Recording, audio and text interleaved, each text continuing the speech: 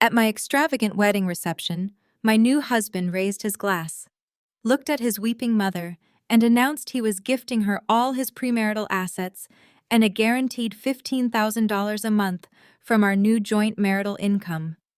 The entire ballroom erupted into applause, praising his devotion and generosity. I just smiled, took the microphone from his hand, and delivered one single sentence that shattered his entire world. My name is Naomi, and I am 32 years old. Before I continue this story, let me know where you are watching from in the comments below. Hit like and subscribe if you have ever had to outsmart someone who thought they could use you. Growing up, I learned early that financial independence was the only true armor a woman could have. I spent my 20s building a venture capital firm from the ground up, working 80-hour weeks analyzing spreadsheets and learning how to spot a bad investment from a mile away. I was quiet about my wealth, preferring to live comfortably, but modestly in Atlanta. When I met Carter, he seemed like the perfect match. He was 34, charismatic, ambitious, and running his own tech startup. He dressed impeccably, spoke with passion about his business vision, and treated me like a queen. Or so I thought. The reality of Carter and his family was a carefully constructed illusion. His mother, Brenda, was a woman who wore her entitlement like a crown. From the day I met her, she made sure I knew that Carter was her golden boy, her retirement plan, and her greatest achievement. She constantly made passive-aggressive comments about my demanding career, suggesting that a real woman would focus on supporting her husband's dreams. Carter's sister, Olivia, was exactly like their mother, desperate for Brenda's approval and always echoing her criticisms. The only person in that family who seemed grounded in reality was Olivia's husband, Jamal. Jamal was a brilliant African-American accountant who married into the family and quickly learned to keep his head down.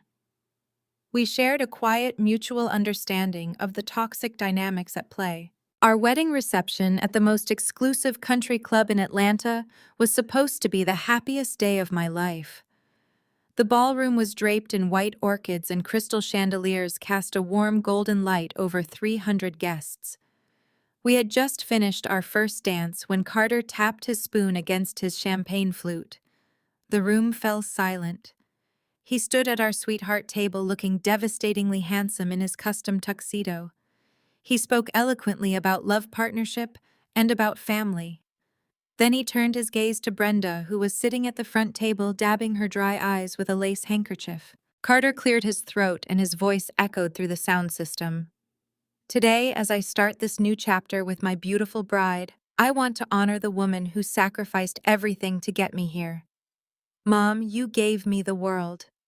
And now, as a successful founder entering a prosperous marriage, I want to give you the security you deserve. Naomi and I have decided to legally transfer all of my premarital assets into your name. Furthermore, to ensure you never have to worry again, I will be transferring $15,000 a month from our new joint marital income directly to you for the rest of your life. The ballroom erupted. People were weeping, clapping, and raising their glasses to toast such an incredibly devoted son. I sat perfectly still, my face a mask of pleasant composure. Brenda looked at me across the room. She did not look grateful. She looked triumphant. She gave me a slow, condescending smirk that clearly communicated she had won. She had secured her permanent place in my bank account, and she had used the public pressure of 300 wedding guests to trap me. If I objected now, I would look like a heartless monster. I would ruin my own wedding and destroy my reputation in front of my peers, my investors, and my friends. Carter sat back down beside me, beaming with pride.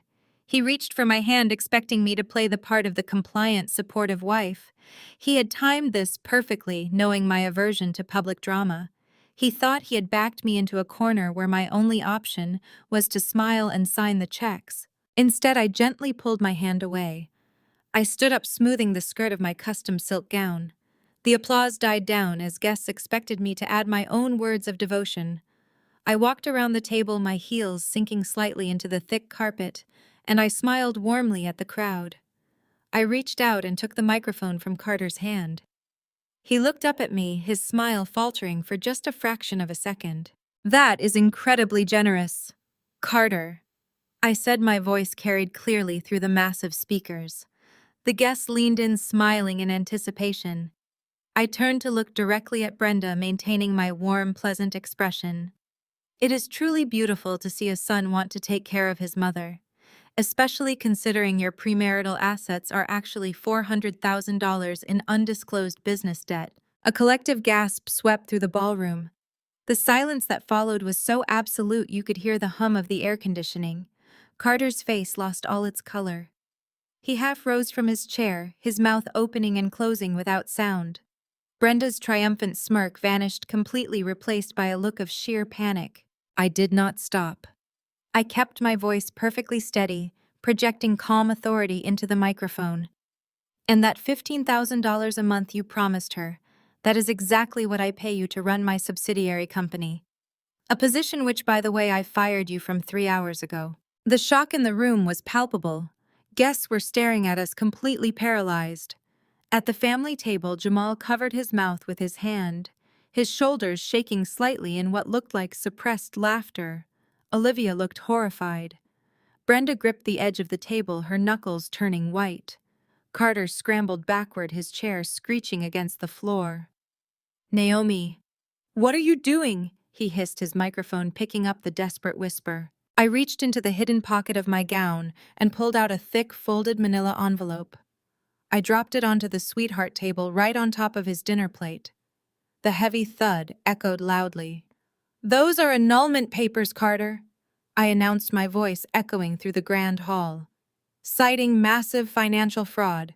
Enjoy the cake, everyone." I handed the microphone to a completely stunned groomsman, turned my back on my supposedly perfect husband, and walked down the center aisle. The heavy wooden doors of the ballroom loomed ahead of me. The whispers broke out like a wave crashing against the shore, but I did not look back. I pushed the doors open and stepped out into the humid Atlanta evening air, leaving the wreckage of Carter's carefully planned manipulation behind me. I walked briskly down the grand stone steps of the country club. My black town car was already waiting at the curb with the engine running. My driver opened the door for me. Just as I was about to step inside, the heavy doors of the club flew open. Carter came sprinting out, his tuxedo jacket flapping wildly, his face red with exertion and rage. "Naomi, wait!" he screamed, his voice cracking. "You cannot do this. You cannot just leave." I slid into the back seat and pulled the door shut. Carter reached the car just as I locked it. He slammed his palms flat against the tinted glass, his breathing heavy and his eyes wild. I pressed the button to roll the window down exactly 2 inches. Just enough for him to hear me, but not enough for him to reach inside. "You are insane," he yelled, bending down to speak through the gap. "You are ruining my life over a gift to my mother. I built a company. I am a successful founder. You are humiliating me." "You built nothing, Carter," I replied, my voice cold and hard. "You had a terrible business plan and a massive ego. Every single bank in this city laughed you out of their offices. I am the one who funded your startup. I used a blind trust and a shell corporation to provide your seed capital because I wanted to support the man I loved without hurting his fragile pride." He stared at me, the realization dawning in his eyes. He had never known where his anonymous angel investor came from. He thought he had earned it on his own merit. "And what did you do with my capital, Carter?" I asked, leaning closer to the gap in the window. "My auditors finished their quarterly review 2 days ago.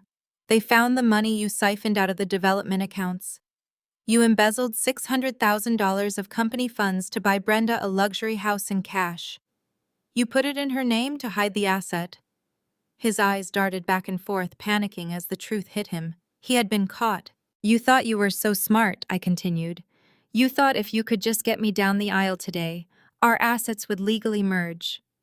You thought marital laws would force me to absorb your debt and subsidize your mother's lifestyle forever. You tried to trap me." Carter gripped the edge of the window, his knuckles white. His panic suddenly shifted into a desperate, malicious grin. "It does not matter," he spat, his voice dripping with venom. You are too late, Naomi. We stood up there today. We said our vows in front of 300 witnesses. We are legally married. Half of everything you have is mine now.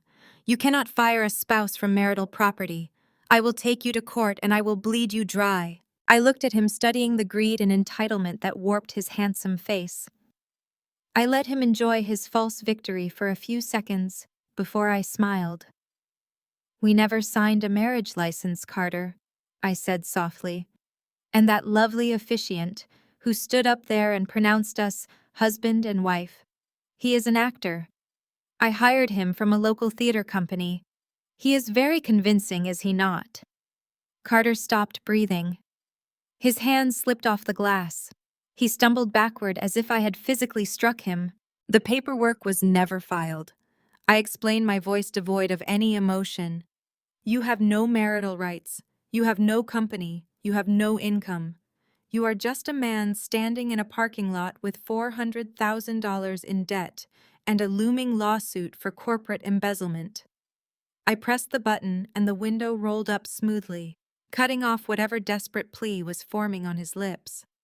I tapped the glass partition separating me from the driver. Let us go, I instructed. The car pulled away from the curb, tires crunching on the gravel. I looked back through the rear window one last time. Carter was standing alone under the harsh glow of the streetlights, watching his meal ticket, his reputation, and his entire future drive away into the night. It was the most satisfying view I had ever seen, but I knew this was only the beginning. Brenda and Carter were not the type to lose gracefully. They would come for me, and I was entirely prepared to let them try. The sun rose over Atlanta, casting a sharp glare against the floor-to-ceiling windows of my corner office. It was 8 in the morning, on what should have been my first day of a luxury honeymoon in the Maldives. Instead, I sat behind my polished obsidian desk, reviewing quarterly projections with my morning espresso. My phone had been buzzing relentlessly for 12 hours straight, but I had set it to silent. I felt no grief, only the crisp, cold clarity of a surgeon preparing to excise a tumor. My intercom buzzed. It was my executive assistant. She sounded alarmed, stating that 3 individuals were refusing to leave the reception area and were threatening to call the police if they were not allowed inside. I checked the live security feed on my monitor. Carter, Brenda, and his sister Olivia were pacing the lobby. Carter was still wearing the trousers from his tuxedo, his shirt wrinkled and untucked. Brenda clutched her designer handbag like a weapon, while Olivia stood slightly behind her mother, looking frantic. I instructed my assistant to let them in and alert security to stand by, and the heavy glass doors of my office swung open. Carter barged in first, followed closely by Brenda and Olivia. They looked exhausted and manic, a stark contrast to my immaculate tailored suit and perfectly styled hair. Carter slammed his hands down on my desk. You locked me out of the company accounts, and he yelled, his voice hoarse. My keycard did not work at the building. You cannot do this to me, Naomi. Brenda pushed past him, adjusting her pearl necklace and glaring at me with absolute contempt. She demanded I stop this ridiculous tantrum immediately. She said I was embarrassing the family and failing my basic duties as a wife. A good woman supported her husband, and she snapped, leaning over my desk. She does not throw a hysterical fit and walk out on her wedding day over a simple financial misunderstanding. You made a spectacle of us in front of the most important people in Atlanta. I leaned back in my leather chair, crossing my legs. Embezzling $600,000 is a misunderstanding, I asked, keeping my tone dangerously even. Carter stole from his investors, Brenda. He committed corporate fraud to buy you a house. Olivia scoffed, rolling her eyes. It was not fraud, Naomi, she said, parroting her mother perfectly. Carter was executing an aggressive business expansion. He was diversifying assets to build a stronger portfolio for your future together. You just do not understand how startups work. You are a bean counter. You only look at numbers on a page while my brother is out there building an empire. I looked at Olivia, feeling a brief flash of pity for how completely she had been brainwashed by their mother. She truly believed the words coming out of her mouth. I understand perfectly how startups work, Olivia, I replied smoothly. I understand that when a founder takes seed capital specifically earmarked for software development and uses it to purchase residential real estate, in his mother's name, he goes to federal prison. The Internal Revenue Service does not care about aggressive business expansion when it involves secret wire transfers to personal offshore accounts. Brenda scoffed, waving her hand as if swatting away a fly. Carter is a visionary, she declared proudly. Visionaries bend the rules. He was taking care of his mother, which is exactly what a respectable, successful man is supposed to do. You should be proud of him. Instead, you are acting like a greedy, petty little girl. You have millions of dollars, Naomi. What does it matter if Carter used a tiny fraction of it to ensure I have a comfortable place to live? He is your husband. His money is your money, and your money is his money. That is how marriage works. I did not bother reminding her that the marriage was legally void. I simply let her finish her delusion. Carter puffed out his chest, emboldened by his mother's defense. He began pacing the length of my office, running a hand through his disheveled hair. Exactly, he said, pointing a finger at me. I am the CEO. I have discretionary power over company funds. You gave me that money to run the business, and taking care of my personal obligations allows me to focus completely on the company's growth. You overreacted yesterday and embarrassed us both, but I am willing to forgive you if we fix this right now. He stopped pacing and leaned against my bookshelf, acting as if he still had any leverage left in the world. You need to reinstate my access, call the bank, and apologize to my mother for your disrespectful behavior. If you do that, we can quietly file the actual marriage paperwork today and pretend none of this happened. We can still be the ultimate power couple in this city. I stared at him, marveling at the sheer audacity. They really believed their own delusions. They thought they could walk into my domain and bully me into submission, using the same emotional manipulation that had worked on Carter his entire life. They fundamentally misunderstood who they were dealing with. I did not care about emotional appeals. I cared about contracts, equity, and legal leverage. Brenda stepped closer, planting her palms firmly on my desk. Listen to me very carefully, Naomi, she warned, her voice dropping to a harsh whisper. You are going to fix this. You are going to honor your commitment to this family. If you do not, I will personally see to it that you are ruined. I sit on the board of 3 different country clubs in Atlanta. I know every major investor and socialite in this city. I will tell everyone that you are a vindictive gold digger who used her wealth to trap my son and steal his brilliant ideas. She stood up straighter, lifting her chin in defiance. I will call the local business journals and tell them you perform hostile takeovers on your own partners. I will paint you as a bitter, unstable woman who sabotaged her own wedding because she could not handle a strong, successful man leading the charge. Your reputation will be in ashes by the end of the week. No one will ever do business with your venture capital firm again once I am finished talking to the press. Olivia nodded vigorously in agreement, stepping up beside her mother. Mom is right, Naomi. You do not want to cross us. We have connections everywhere. Just put the money back in Carter's account and let him run his company the way he sees fit. It is the only way you walk out of this without losing your entire career. You need to learn your place and stop trying to control him. I let their threats hang in the quiet air of my office. They were banking on my fear of public scandal. They assumed that because I had always been quiet and accommodating during our courtship, I was weak. They mistook my silence for submission. I folded my hands together on top of the polished obsidian desk and offered them a calm, unbothered smile. I did not yell. I did not raise my voice. I simply prepared to dismantle their entire reality piece by piece, starting with the very ground they stood on. Brenda reached into her oversized designer tote bag and pulled out a thick manila folder. She slapped it onto my desk and slid it across the polished black surface. The folder stopped exactly 2 inches from my espresso cup. This is your final chance to do the right thing, Brenda declared. Her chin tilted upward in an aggressive posture of false royalty. My lawyer drafted this up last night. It is a legally binding contract. I glanced down at the document, but did not reach out to touch it. I could see the poorly formatted header from where I sat. It looked like something printed from a free online template, complete with mismatched fonts and irregular margins. And what exactly does this highly official document stipulate? I asked, lacing my fingers together and resting my chin on my hands. Carter puffed out his chest, stepping forward to stand shoulder to shoulder with his mother. It stipulates that you immediately reinstate me as the chief executive officer of my company with full discretionary access to all financial accounts. It also legally binds you to the $15,000 a month stipend for my mother, which we agreed upon at the wedding. You agreed upon it at the wedding. I corrected him mildly. I simply handed you annulment papers. Do not interrupt him, Brenda snapped, slapping her palm on the desk again. You will sign that paper, Naomi. You will sign it right now, and you will transfer the funds by noon. If you refuse, I promise you by 5 o'clock today, every news outlet in this city will have a press release from us. Olivia nodded frantically from the corner of the room, clutching her phone as if ready to dial the media that very second. We will tell them everything. Olivia chimed in, her voice shrill and trembling with nervous energy. We will tell them how you targeted my brother because he is a creative genius.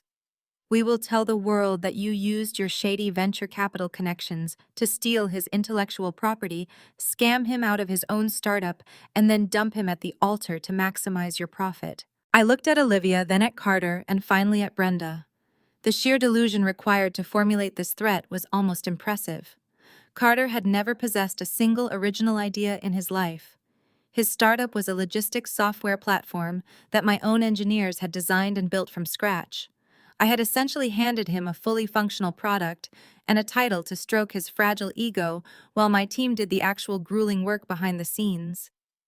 The idea that he was a creative genius, whose intellectual property I needed to steal, was wildly laughable. So let me ensure I understand your terms, I said, leaning forward slightly. I sign this piece of paper which you claim is legally binding, reinstating a man who just embezzled $600,000 of corporate funds. I agree to pay a $15,000 monthly ransom to his mother. And in exchange, you agree not to go to the press with a completely fabricated story about intellectual property theft. It is not fabricated if the press believes it, Brenda said, a wicked, triumphant gleam in her eyes. And they will believe it. People love a story about a cold, calculating corporate woman destroying a passionate young male entrepreneur. We will ruin you, Naomi. Sign the contract. I finally reached out and picked up the document. The paper felt cheap against my fingertips. I scanned the text. It was even worse than I had anticipated. It was riddled with spelling errors, legally ambiguous phrasing, and clauses that outright contradicted federal corporate law. It included a non-disclosure agreement that was laughably one-sided and a bizarre clause attempting to grant Carter immunity from civil prosecution. It was a massive bluff. This was a desperate amateur intimidation tactic designed to force a quick capitulation. They stood there watching me read, their breathing shallow with anticipation. They thought they had me cornered. They thought my silence was the sound of submission, the sound of a woman realizing her reputation was on the line and deciding to pay the ransom to make the problem go away. I stood up slowly, holding the 2 pages of the contract in my right hand. I smoothed out a small crease in the corner of the paper with deliberate, agonizing slowness. You know, Brenda, I began, my voice incredibly soft, forcing them to lean in to hear me. When you threaten a financial auditor and a venture capitalist, you should really make sure your legal threats hold water. This document is not just unenforceable, it is borderline extortion, and handing it to me in front of company security cameras was a spectacular miscalculation. I did not raise my voice. I did not argue or attempt to justify my position. I simply turned on my heel and walked over to the corner of my office. Next to my filing cabinets sat a heavy-duty cross-cut steel office shredder. I pressed the power button. The machine hummed to life with a low, menacing mechanical growl. Carter's eyes darted to the machine, suddenly realizing what I was doing. Naomi waited, he shouted, stepping forward. I turned back to face Brenda. I locked my eyes onto hers, maintaining unbroken, unblinking contact. Her triumphant smirk began to waver, replaced by a look of dawning horror. Without looking down, I fed the first page of their ridiculous contract into the feeding slot. The shredder caught the paper with a violent crunching noise, pulling it down and slicing their empty threats into hundreds of tiny, unreadable ribbons. I kept my eyes locked on Brenda as the machine devoured her leverage. You little brat! Brenda gasped, taking a step toward me, her hands balling into fists. I fed the second page into the machine. The grinding noise echoed through the pristine office, loud and terrifyingly final. When the last scrap of paper vanished into the bin, I pressed the power button to turn the machine off. The silence that rushed back into the room was deafening. "I do not negotiate with thieves," I said, my voice cutting through the quiet like a steel blade. "And I certainly do not negotiate with their mothers." Brenda erupted. The carefully maintained facade of the wealthy, composed country club matriarch shattered completely, revealing the rabid, desperate woman beneath. Her face turned a violent shade of purple. "How dare you!" she screamed, her voice cracking with pure, unadulterated fury. She lunged forward, swiping her arm across my desk, knocking my espresso cup and a stack of presentation folders onto the floor. The ceramic cup shattered instantly, dark liquid splashing across the pristine white rug. "You arrogant, selfish wretch! You are nothing. You think your money protects you. We will tear your life apart." Carter scrambled to grab his mother's arm, terrified that her physical outburst would invite my security team to physically throw them out of the building. Mom stopped. He hissed, though he looked just as furious. He turned his rage toward me, his face contorted into a mask of pure hatred. "You are going to regret this, Naomi. You think you can just dismiss us. We gave you a chance to make this right and you threw it in our faces." "Security is on their way up," I said calmly, stepping away from the spilled coffee and pressing a button on my smartwatch.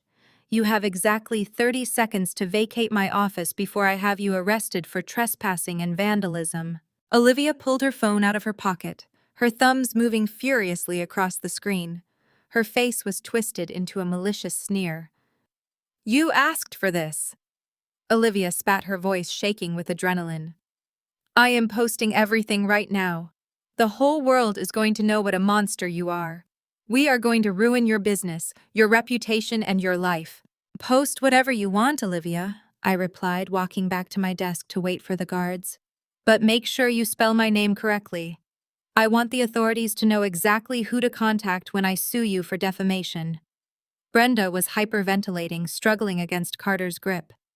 "You have not seen the last of us," she shrieked as two burly security guards in dark suits appeared in the open doorway.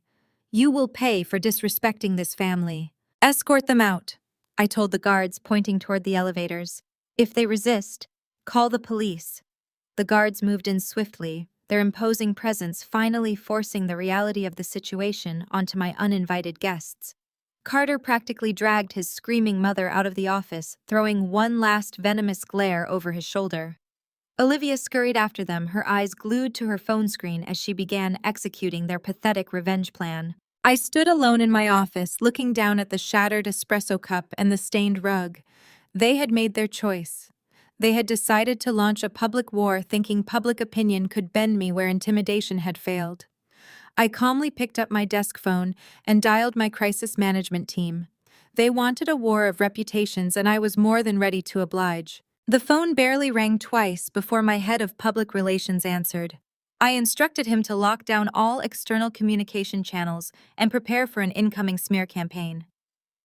I hung up and turned my attention back to my computer monitor. It did not take long for Olivia to deliver on her threat. Within 45 minutes, my screen was flooded with alerts. Olivia had not just written a post, she had orchestrated a highly produced digital assault. She uploaded a tearful 7-minute video to every major social media platform. In it, she sat on a beige velvet sofa, clutching a tissue, looking directly into the camera with red-rimmed eyes. She painted a masterpiece of absolute fiction. According to Olivia, her brilliant visionary brother Carter had spent years building a revolutionary software platform. She claimed that I, a predatory venture capitalist, had swooped in feigned romantic interest and manipulated him into signing over his intellectual property rights under the guise of marriage. The grand finale of her story was a dramatic recounting of the wedding reception where she claimed I publicly humiliated him, dumped him at the altar, and legally stole his life's work. It was a spectacular inversion of reality.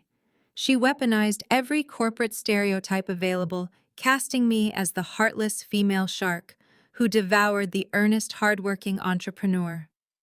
To make matters worse, Carter appeared in the background of the video, sitting with his head in his hands, looking completely broken. Brenda even made a brief cameo, dabbing her eyes and whispering about how her family had been financially ruined by my greed. The internet devoured the narrative instantly. Outrage culture moves with terrifying speed, and a story featuring a wealthy corporate villain destroying a seemingly innocent family was irresistible bait.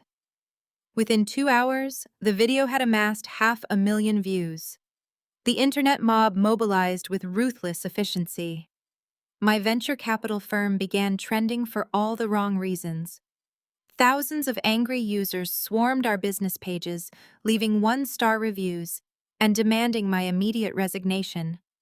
They spammed our comment sections with vicious insults, calling me a gold digger, a corporate thief, and a sociopath. The digital attack was swift, but the real threat was the financial instability it threatened to create. In the world of venture capital, reputation is currency. Investors do not like noise.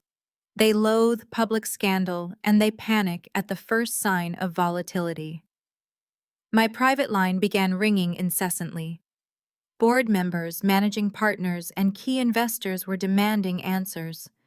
The narrative Olivia spun was absurd to anyone who actually knew how corporate acquisitions worked, but the optics were undeniably disastrous. I walked down the hall to our main conference room and instructed my assistant to patch the board of directors through on a secure conference call. The large screen on the wall illuminated with the faces of 5 extremely anxious financial heavyweights. They were older, conservative, and completely allergic to social media drama. "Naomi, what on earth is happening?" One of our primary stakeholders demanded, his face red and flushed on the video feed. "Our public relations department is fielding calls from financial journalists. There is a viral video claiming you committed corporate espionage under the guise of a marriage contract. Our stock valuation is going to take a hit if this narrative gains traction." I stood at the head of the conference table, projecting absolute unbreakable calm. I let them vent their panic for exactly 2 minutes before I raised my hand, silencing the room. "Gentlemen," I said, my voice carried the steady authority they relied upon. "I understand the optics are currently unpleasant, but I need you to listen to the facts. The man in that video, Carter, is not a victim. He is a former employee who was terminated for cause yesterday afternoon. He embezzled $600,000 of our development funds to purchase personal real estate for his mother." The board members went dead silent. The word embezzlement acts like a bucket of ice water in a room full of investors. I continued outlining the reality of the situation. I funded his subsidiary through a blind trust. When our internal audit caught the missing funds, I fired him and halted the marriage proceedings. His sister is currently running a smear campaign in a desperate attempt to extort a settlement. They believe that if they make enough noise and damage our public image, we will pay them to go away. They want us to reinstate him and sweep the fraud under the rug to save our public relations metrics. Another board member leaned forward, adjusting his glasses. "The public does not know that, Naomi. Right now, the public thinks you are a corporate raider who stole a man's dream. If we do not counter this immediately, clients might pull their backing out of fear of association. We need to issue a statement. We need to settle this quickly before it bleeds us dry." "We will not settle," I replied firmly, planting my hands on the table. "Paying them a single cent validates their lie. It tells them that blackmail works. I have all the forensic accounting data verifying the theft. I have the forged loan documents he used. If we release a defensive statement now, it just feeds the media circus and creates a he said, she said scenario. We do not fight internet rumors with press releases. We fight them with the law." I paced the length of the room, making sure each of them felt my absolute certainty. "Let them scream on the internet for another day," I instructed. "Let them build their fraudulent narrative. Every single post they make, every defamatory claim they broadcast, is another count of libel we add to the lawsuit. Our legal team is currently finalizing the paperwork for the embezzlement charges. When the federal authorities freeze his assets and charge him with corporate fraud, the public narrative will flip instantly. We just have to hold the line and show zero weakness." The board murmured among themselves. They were nervous, but my unshakable confidence was contagious. They had trusted my financial instincts to make them millions, and they knew I did not make reckless gambles. They reluctantly agreed to hold off on any reactionary press releases, giving my legal team 48 hours to drop the hammer. I ended the call and returned to my office. The stress of managing the investors was exhausting, but I could not afford to show it. I sat at my desk watching the analytics screen on my monitor. The negative engagement was climbing steadily. Carter and his family were trying to bleed me dry by attacking the foundation of my business. They thought they could generate enough public pressure to force my board to oust me, or force me to write a massive check to save my firm. It was a classic extortion tactic relying on the assumption that wealthy people prefer to pay for silence rather than endure public scrutiny. Brenda wanted a war of attrition. She wanted me to watch my empire take a hit and surrender out of fear. But I had spent my entire adult life navigating rooms full of ruthless financial predators. A viral video from an entitled sister and a weeping fraudster was not going to break me. My phone buzzed, breaking my concentration. I expected it to be another panicked investor or an update from my public relations manager. Instead, I looked down and saw a text message from an unknown number. The message was brief, but it made the blood freeze in my veins. "This is Jamal. We need to talk immediately. Do not call this number back. Meet me at the underground parking garage on 5th Street in 20 minutes. Come alone. He is making his next move." I stared at the screen. Jamal was Olivia's husband. He was the quiet, observant accountant who had always kept his distance from the family toxicity. If he was reaching out to me secretly using a burner phone, something massive was happening behind the scenes. I grabbed my blazer and my car keys. The internet mob was loud, but the real danger was whatever Carter was planning in the shadows. I headed for the elevator, ready to find out exactly what Jamal knew. The drive to the underground parking garage on 5th Street took exactly 14 minutes. I bypassed my usual driver and took my personal sedan, navigating the midday Atlanta traffic with ruthless precision. My mind was a whirlwind of calculations, but my hands on the steering wheel were perfectly steady. The concrete structure was dim and echoing, smelling faintly of exhaust and damp concrete. I pulled into a secluded spot on the 3rd subterranean level, turning off the headlights and leaving the engine idling in the shadows. A moment later, a tall figure stepped out from behind a concrete pillar. Jamal was dressed in his immaculate charcoal accounting suit, looking tense but incredibly sharp. I unlocked the passenger door. He slid into the seat, immediately checking the side mirrors before turning to face me. The ambient light caught his dark skin, highlighting the deep lines of exhaustion around his eyes. He looked like a man who had not slept since the wedding reception.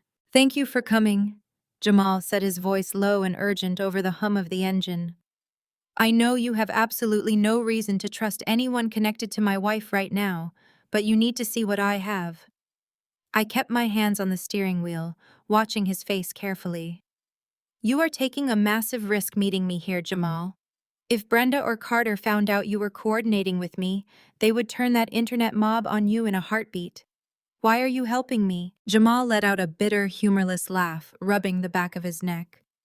"Because I am an accountant, Naomi. My entire life is built on recognizing patterns and balancing ledgers. And the ledger in this family has been aggressively unbalanced for decades." He leaned back against the leather seat, staring straight ahead through the windshield. "You only saw the polished country club version of Brenda. I have had a front row seat to her toxicity since the day I married Olivia. I have watched that woman treat my wife like a disposable assistant while worshiping the ground Carter walks on. Carter has failed at every single business venture he ever attempted, and every time Brenda forces Olivia to empty our personal savings to bail him out to protect his fragile ego." He turned to look at me, his expression hardening into pure frustration. I kept my mouth shut for years to keep the peace from my wife. I watched him act like a brilliant startup founder while you secretly paid his bills. I saw through his facade immediately, but Olivia begged me not to say anything. She is so desperate for her mother's love that she will destroy our marriage to protect her brother. But this smear campaign they launched against you today crossed the line. They are not just protecting Carter anymore. They are actively trying to destroy an innocent woman to cover up a felony. I refused to be complicit in that. I nodded slowly, processing the depth of his resentment. It made perfect sense. A pragmatic, numbers-driven man like Jamal was bound to reach his breaking point surrounded by their delusional entitlement. "I appreciate your integrity, Jamal," I said softly. "What exactly did you find?" Jamal reached into the inner pocket of his suit jacket and pulled out a small silver flash drive. He held it out, resting it on the center console between us. The metal glinted in the dim light of the parking garage. "You caught the $600,000 embezzlement," he explained, his tone shifting into pure professional mode. But Carter knew that money was not enough to sustain him if you ever cut him off. He knew his startup was bleeding cash, and he knew you would eventually audit the subsidiary accounts, so he built a backup plan. I picked up the flash drive, feeling a cold knot form in my stomach. What kind of backup plan? Jamal took a deep breath.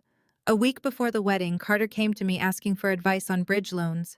He claimed your venture capital firm was expanding, and he needed to secure short-term liquidity. I refused to help him because the numbers did not add up, but he found another broker. Naomi did not just buy a house for Brenda. He used your company's proprietary assets and your personal financial portfolio as collateral to secure a massive commercial loan. My grip on the steering wheel tightened until my knuckles turned white. "A commercial loan requires my direct authorization and my physical signature," I stated, my voice dropping to a dangerous register. "I know," Jamal said gravely. "That is what is on this drive." I managed to access his personal laptop this morning while Brenda and Olivia were busy filming that ridiculous video. I found the digitized loan applications. Carter forged your signature, Naomi.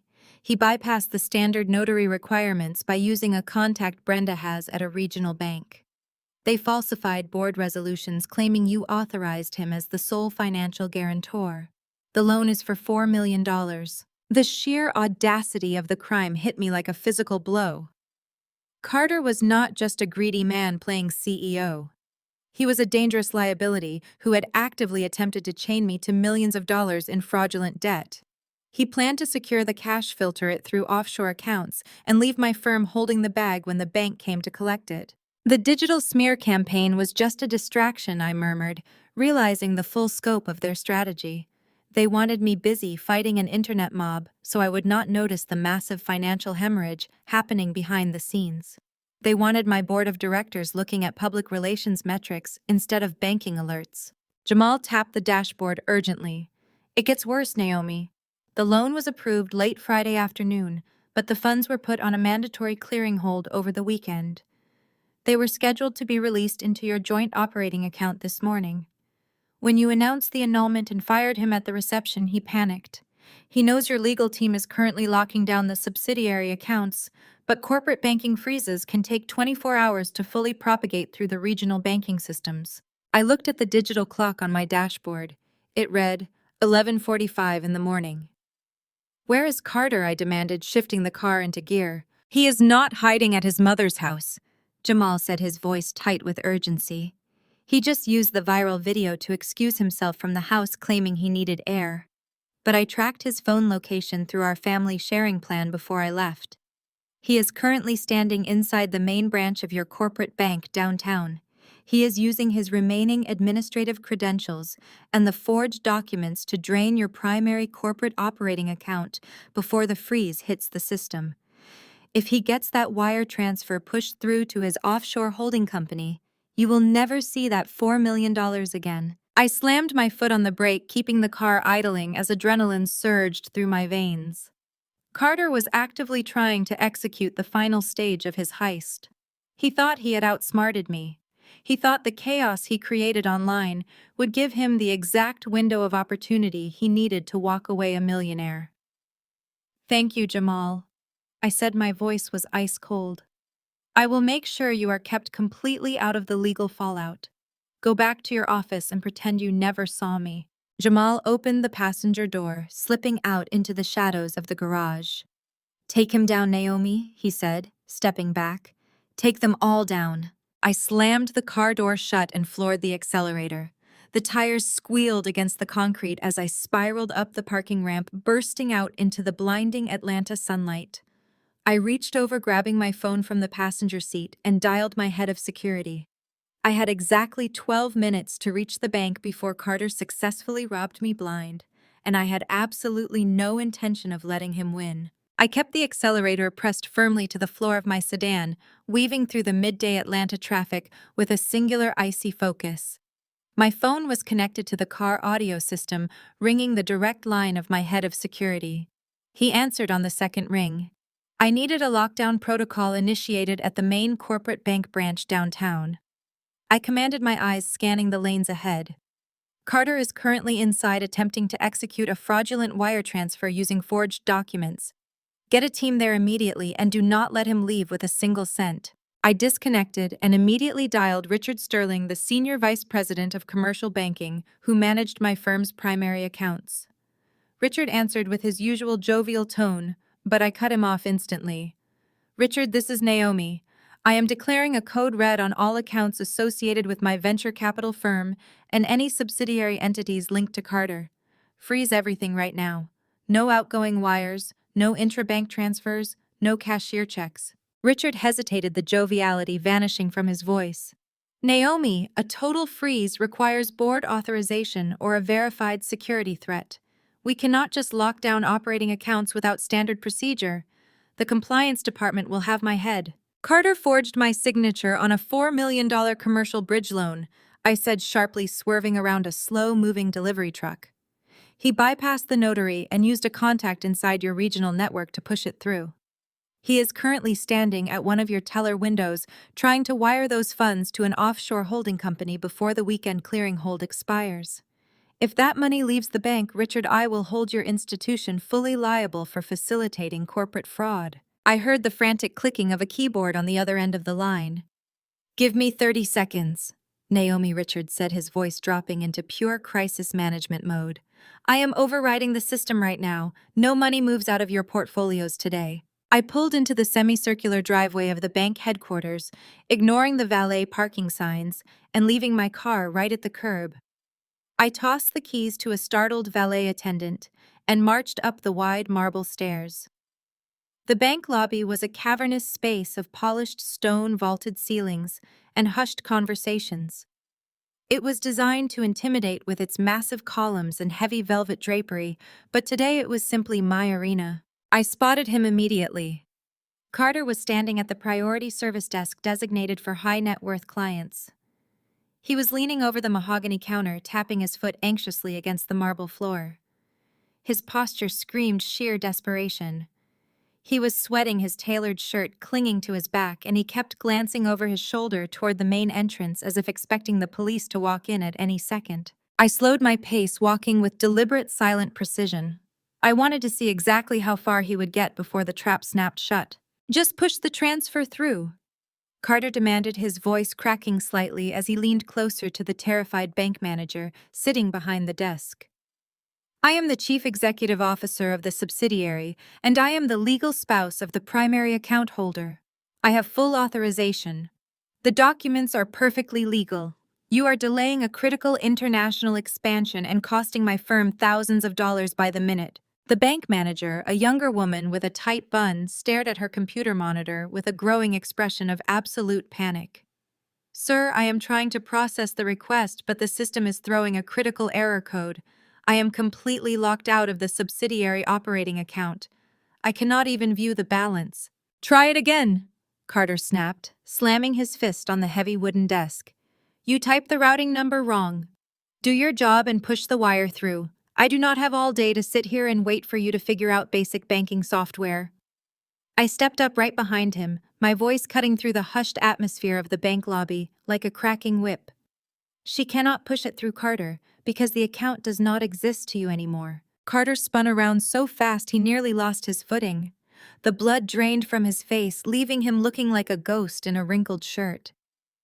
Naomi, he gasped, taking a clumsy step backward. What are you doing here? I am protecting my assets, I replied smoothly, stepping up to the mahogany desk. I looked at the bank manager reading her nameplate. Hello, Diane. I believe you are trying to process a $4 million wire transfer to a Cayman Islands holding company. You can go ahead and cancel that transaction entirely.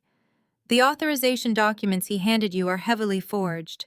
Diane let out a massive sigh of relief and immediately began typing rapidly on her keyboard. Yes, ma'am. The system just flagged a total freeze from the senior vice president's office. All accounts associated with this portfolio are locked. No! Carter shouted, lunging toward the desk and reaching blindly for the computer monitor. You cannot do this. That money is mine. We are legally married. I have marital rights to those funds. You cannot just freeze my company out of its own operating capital. I will sue you for everything you are worth. I stood my ground, placing myself firmly between him and the terrified bank manager. You do not have a company, Carter. You have a criminal indictment waiting to happen. I know about the $4 million commercial loan. I know about the forged signature and the bypass notary. Jamal gave me absolutely everything. The mention of Jamal's name hit him like a physical blow. His eyes widened in absolute horror as the last remaining pillar of his fragile scheme collapsed into dust. He realized he had been betrayed from inside his own family. The reality of his situation crashed down on him. The desperation took over completely, overriding whatever small shred of dignity he had left. You vindictive monster, Carter screamed, his voice echoing off the vaulted ceilings and drawing the shocked attention of every single customer and employee in the lobby. You set me up. You used me. I am your husband. I am entitled to half of everything you own. You promised to support my vision, and now you are stealing my life's work. Give me my money. He was practically foaming at the mouth, his face twisted into a mask of pure, unhinged entitlement. He reached out to grab my shoulders, trying to physically intimidate me into backing down. Before his hands could even brush the fabric of my blazer, two massive security guards materialized out of nowhere. My head of security had deployed his team perfectly. The guards grabbed Carter by the arms, spinning him around and pinning his hands behind his back with practiced efficiency. Get off me! Carter thrashed violently, kicking his legs and struggling against their iron grip. Do you know who I am? I am a tech founder. I am a millionaire. You cannot touch me. Naomi, tell them to let me go. Tell them to give me my money right now. I stepped closer to him, looking directly into his wild, panicked eyes. You are nothing, Carter. I said, my voice low and completely devoid of pity. You are a fraud who tried to steal from the wrong woman. The annulment papers have already been filed, and the police have a copy of the forged loan documents. I highly recommend you use whatever pocket change you have left to hire a very good criminal defense attorney. The security guards did not wait for his response. They marched him toward the main exit, dragging him across the polished marble floor. Carter continued to scream and thrash, shouting obscenities and making wild threats about how his mother would destroy my reputation.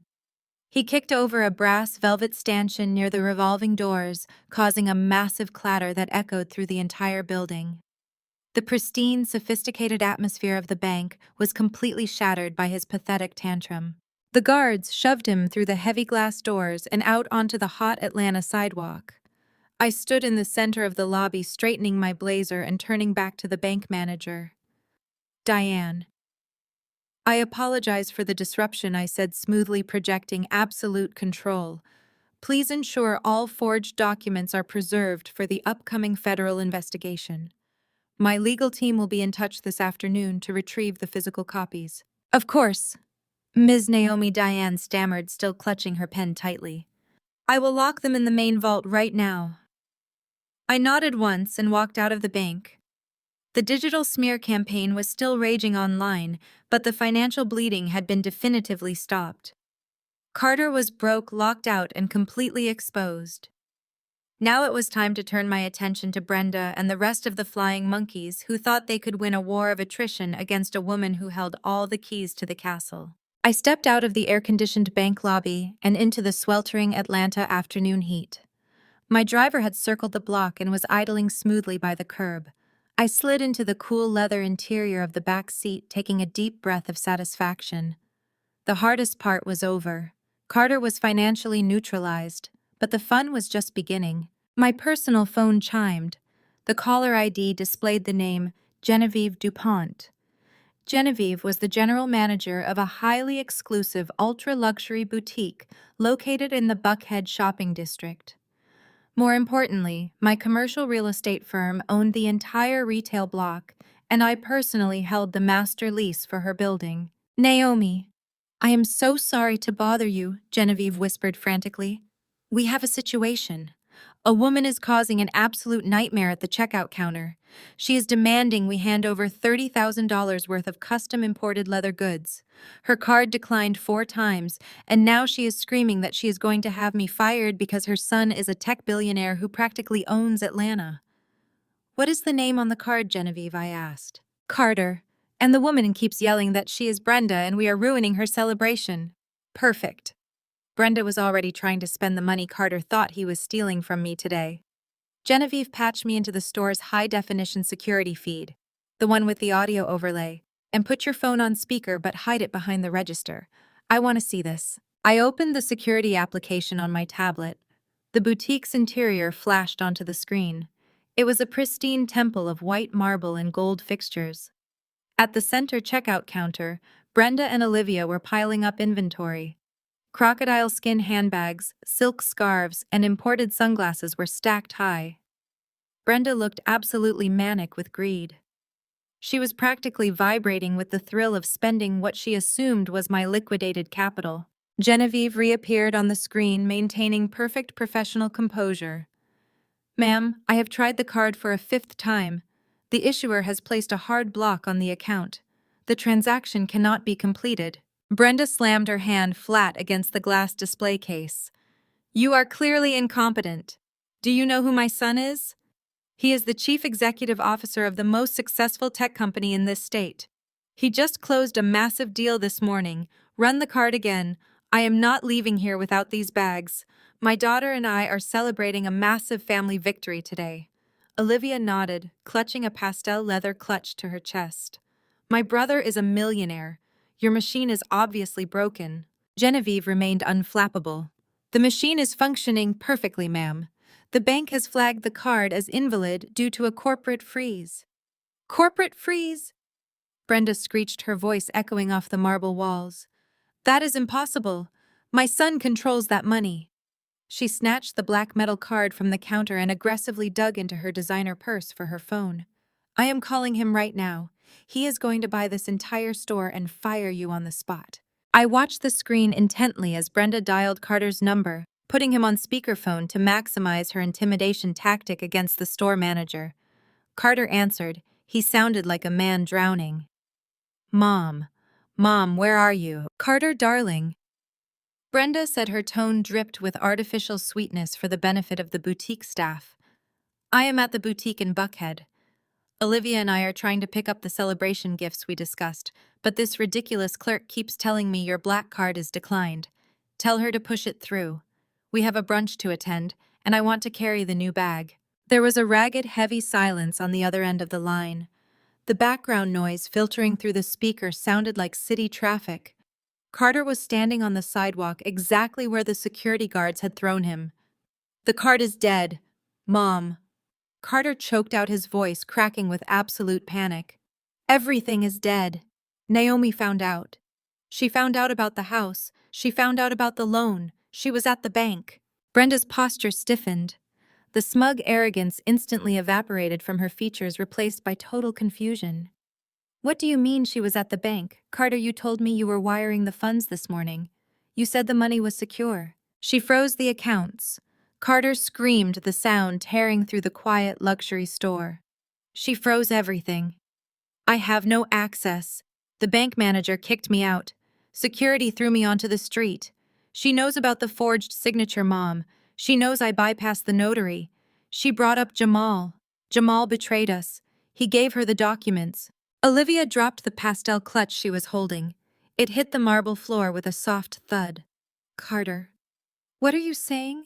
Olivia whispered, hovering over the phone. I am saying we have nothing. Carter sobbed, sounding utterly pathetic. I have $0. She annulled the marriage yesterday, and now she is bringing federal embezzlement charges against me. The police are probably looking for me right now. You need to get out of that store. Do not buy anything. We do not have any money. The phone line went dead. Brenda stood completely paralyzed, staring at the blank screen of her phone. The blood drained from her face, leaving her looking gray and hollow. The fantasy she had constructed, the illusion of unlimited wealth and untouchable power, had just shattered into a million irreparable pieces in the middle of a high-end retail store. I tapped the microphone icon on my tablet, unmuting my line to Genevieve's hidden phone. My voice projected clearly through the speaker, sitting just inches from Brenda's trembling hands. Having some trouble with the corporate accounts, Brenda? I asked, my tone casual and light. Brenda gasped violently, taking a huge step back from the counter and staring wildly around the store as if I were hiding behind a display rack.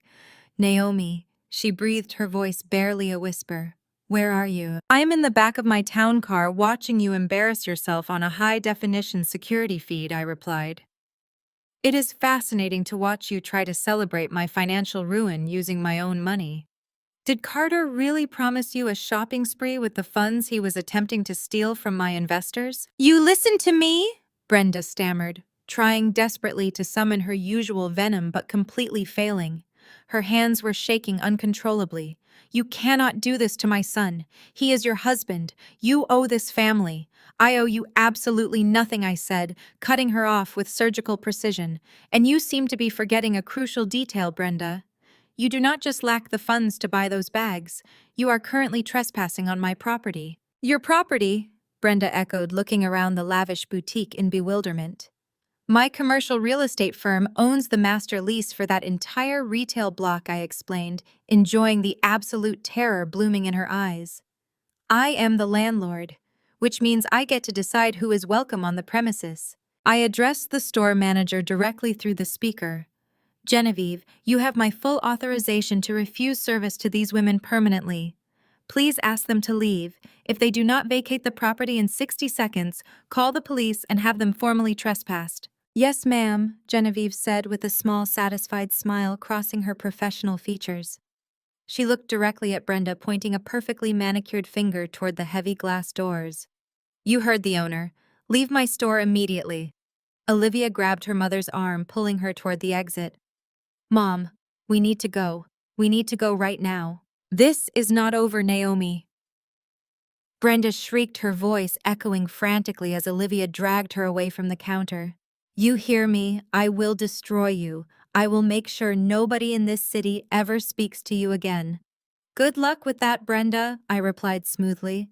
And just a friendly reminder, rideshare apps do not accept declined black cards, so you might want to start walking. I watched the security feed as Brenda and Olivia scrambled out the front doors, practically stumbling over each other in their haste to escape. They looked completely pathetic, stripped of their arrogant armor and exposed to the harsh reality of their new, broken existence. I muted the microphone and closed the security application on my tablet. The first two heads of the Hydra had been cleanly severed. Carter was locked out of the banking system, and Brenda had been publicly humiliated and cut off from her spending power. Now it was time to finalize the corporate execution. I instructed my driver to head toward my headquarters. It was time to pull the plug on Carter's startup entirely. The drive to the tech district was quick and decisive. I stepped out of my town car and looked up at the gleaming glass facade of the startup headquarters. This building housed the company Carter paraded around the city as his own brilliant creation. It featured open floor plans, expensive espresso machines, and ping-pong tables. It was a carefully constructed sandbox I had financed to keep his massive ego occupied. Now I was arriving to take my toys back. I walked through the revolving front doors with my posture perfectly straight and my expression carved from ice. I approached the main security desk where the head guard stood at attention. I flashed my corporate identification and instructed him to pull up the building's access mainframe. I watched the screen closely to verify that Carter's biometric access and physical keycard privileges had been completely wiped from the system. He was officially a ghost in the building he thought he ruled. I took the private executive elevator up to the top floor. The glass-walled boardroom was already humming with anxious energy. 7 men and 2 women sat around the massive oak table. These were the senior executives, department heads, and minority stakeholders who believed Carter was their fearless leader. They fell entirely silent as I walked into the room. I did not take a seat on the sidelines or hover near the door. I walked directly to the head of the table, pulling out the heavy leather chair that Carter usually occupied, and sat down. "Good afternoon." I began, projecting my voice with absolute unwavering authority. "I know this emergency meeting is highly irregular. Most of you know me simply as Carter's wife. Today you will come to know me by my actual title. I am the sole managing director of the blind trust that provided 100% of the seed capital for this company. I am your majority shareholder, and effective immediately, I am assuming direct operational control of this firm." A collective gasp swept around the oak table. The executives exchanged bewildered glances. The chief financial officer, a sharp, pragmatic guy named David, leaned forward with a deep frown. "Naomi, where is Carter?" he asked, his tone laced with heavy skepticism.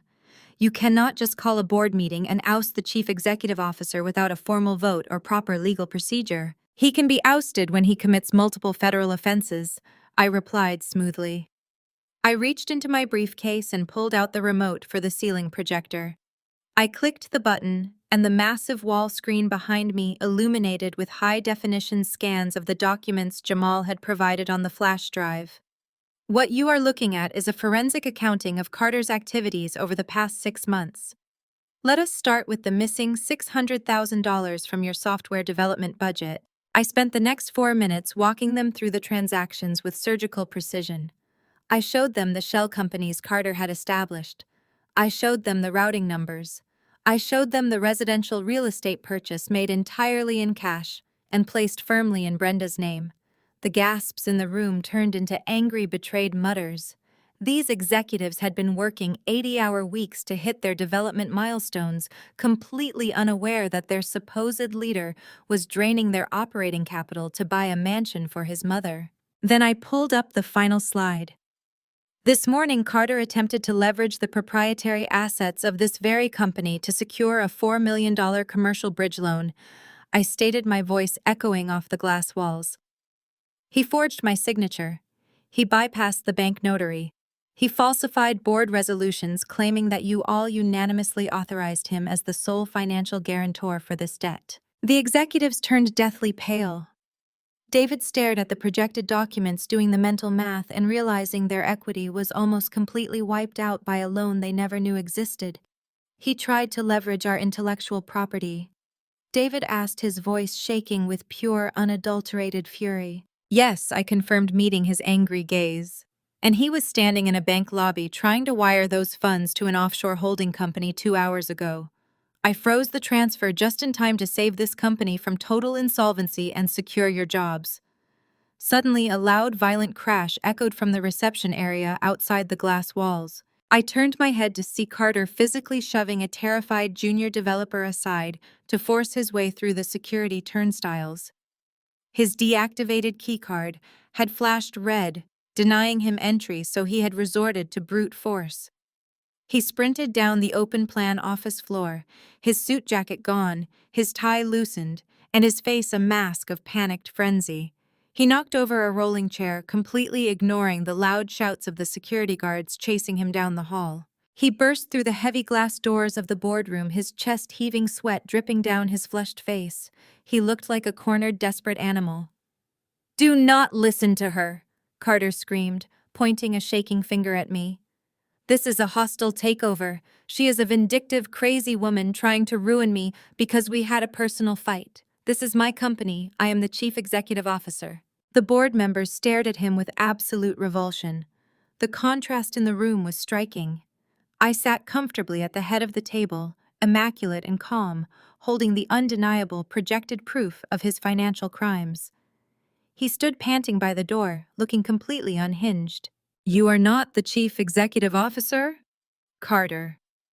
David said, his voice dripping with intense disgust. "We are looking at the forged loan documents on the screen right now. You tried to sell us out and run with the cash." Carter's eyes darted wildly to the projection screen. The last drop of color drained from his face for the second time that day. "No," he stammered, backing up slightly as his grand illusion shattered in front of his peers. "Those are fake. She fabricated those to frame me. You have to believe me. I built this place. I raised my hand and signaled to the quiet man sitting in the unassuming leather chair in the far corner of the room. He had been so still and unobtrusive that none of the board members had even questioned his presence. The man stood up wearing a simple gray suit and walked calmly toward Carter. "Carter?" The man asked, his tone entirely conversational. Carter nodded dumbly, too overwhelmed to process what was happening. The man pressed a thick, heavy stack of legal documents against Carter's chest. Carter reflexively grabbed them to stop them from falling to the floor. "You have been served," the man said, stepping back immediately. I looked at Carter, letting the silence stretch for a moment before delivering the final blow. "Those are the civil filings for corporate embezzlement, breach of fiduciary duty, and massive financial fraud," I announced. "The police have already been provided with the exact same evidence for your criminal charges. You are legally barred from stepping foot within 500 feet of this building or any of my other properties." Carter looked down at the heavy stack of papers in his hands. The reality of his complete destruction finally anchored him to the floor. There were no more lies to spin. The people who had once worshipped his fake genius were now looking at him like a common thief. His shoulders slumped, and the fight entirely drained out of him. "Security," I called out calmly. The two building guards who had chased him down the hall stepped into the boardroom, grabbing Carter firmly by both arms. "Escort this man off the premises," I instructed. "If he resists or attempts to return, call the police and have him arrested for trespassing." Carter did not say another word. He let the guards turn him around and lead him away, dragging his feet heavily across the carpet as he was marched out of the building he used to claim as his own. I watched the glass doors swing shut behind him, then turned my attention back to the stunned board of directors. I pressed the button to turn off the ceiling projector, plunging the room back into natural light. "Now," I said, leaning forward and resting my forearms on the oak table, "let us discuss the restructuring plan and get this company back to generating actual profit." I spent the next 4 hours stripping the startup down to its absolute foundation. I fired 2 department heads who were complicit in Carter's lavish spending habits and immediately promoted the lead engineers who actually wrote the proprietary code. I reviewed the budget, slashed every single vanity project Carter had initiated, and reallocated the funds to product development. By the time I walked out of that glass building, the sun was setting over the Atlanta skyline. My phone was blessedly quiet. My legal team had executed the asset freeze flawlessly, and the criminal filings were making their way through the proper channels. I instructed my driver to take me back to my private residence. I lived in a highly exclusive ground-floor luxury condominium in Midtown, complete with a walled private courtyard and state-of-the-art security. It was a pristine fortress, designed specifically to keep the noise of the city out. Tonight, however, the noise decided to come directly to my front door. I had just poured myself a glass of sparkling water and unbuttoned my tailored blazer when the proximity alarms on my smart home interface flashed red. A moment later, heavy fists began pounding against the wrought iron gate of my private courtyard. The banging was aggressive, frantic, and completely out of place in my quiet, heavily regulated neighborhood. I walked over to the kitchen island and pulled up the high-definition exterior security cameras on my tablet. It was not Carter or Brenda. They were far too cowardly to face me themselves after being so thoroughly humiliated earlier in the day. Instead, they had sent their devoted foot soldiers. Standing on my limestone patio were Aunt Susan, Uncle Greg, and 2 of Carter's older cousins. They were the classic flying monkeys dispatched by a narcissist to do the dirty work of intimidation and guilt-tripping. They must have slipped past the main concierge desk by tailgating a resident through the lobby doors. The pounding echoed through my living room, accompanied by muffled shouts. "Naomi opens this door right now. We know you are in there." I set my glass down on the marble counter. I did not feel fear. I felt a profound sense of exhaustion at their sheer predictability. They actually thought they could intimidate me on my own property. I walked slowly to the front entryway. My condominium featured a heavy, reinforced glass door that looked out onto the landscaped courtyard. I opened the solid wooden inner door, but kept the security glass securely locked and deadbolted. Aunt Susan immediately pressed her face near the glass, her expression twisted with righteous indignation. "How could you do this to your husband?" she shrieked, her voice easily, penetrating the thick barrier. "Brenda is having a total nervous breakdown in her living room right now. Carter is in tears. You are destroying this family over a simple financial misunderstanding." Uncle Greg stepped up beside her, pointing a thick, demanding finger at me through the glass. "You are a heartless corporate shark, Naomi. Marriage is about forgiveness and standing by your partner through thick and thin. Carter was just trying to secure a future for his aging mother. You have more money than you could ever spend in a lifetime, and you are acting like a greedy tyrant. Open this door right now so we can talk some sense into you. You are going to drop these ridiculous lawsuits and make things right." I stood with my hands clasped loosely in front of me, watching their faces contort with rage. They were completely brainwashed. Brenda had sent them here armed with a carefully crafted victim narrative, and they had swallowed it whole. They honestly believed that marching to my home and screaming at me would force me to capitulate. They thought the immense social pressure of family loyalty would bend my will. They expected me to defend myself, to argue with them, to explain my side of the story so they could tear my logic apart. "You have exactly 1 minute to leave my property," I said, my voice carried evenly through the exterior intercom system mounted by the door. "Carter committed corporate fraud and identity theft. He is a criminal and you are currently trespassing. Go home, Susan, before things escalate." My calm demeanor only infuriated them more. One of the cousins stepped forward, grabbing the heavy iron handle of the security gate and rattling it violently. "We are not leaving until you fix this," he shouted, his face turning red with exertion. "You owe Brenda an apology. You owe Carter his company back. You are not going to disrespect our bloodline and just hide in your fancy apartment. You are going to get on your phone, call your bankers, and wire that money to Brenda right now." I did not yell back. I did not try to reason with people who were entirely committed to misunderstanding me. I simply looked down at the smart home tablet I was holding in my left hand. I navigated past the camera settings and tapped the application for my exterior landscaping controls. My courtyard featured an extensive array of high-pressure commercial irrigation sprinklers designed to maintain the lush exotic ferns lining the limestone patio. I swiped the control bar to maximum water pressure and engaged the manual override. Instantly, 6 heavy-duty sprinkler heads erupted from the patio floor and the surrounding garden beds. A torrential downpour of freezing municipal water blasted directly into the group of uninvited guests. The effect was immediate and spectacular. Aunt Susan let out a piercing shriek as a thick jet of cold water hit her squarely in the chest, ruining her expensive silk blouse and soaking her meticulously styled hair in less than 2 seconds. Uncle Greg stumbled backward, slipping slightly on the wet limestone, shouting obscenities as the water drenched his slacks and filled his expensive leather shoes.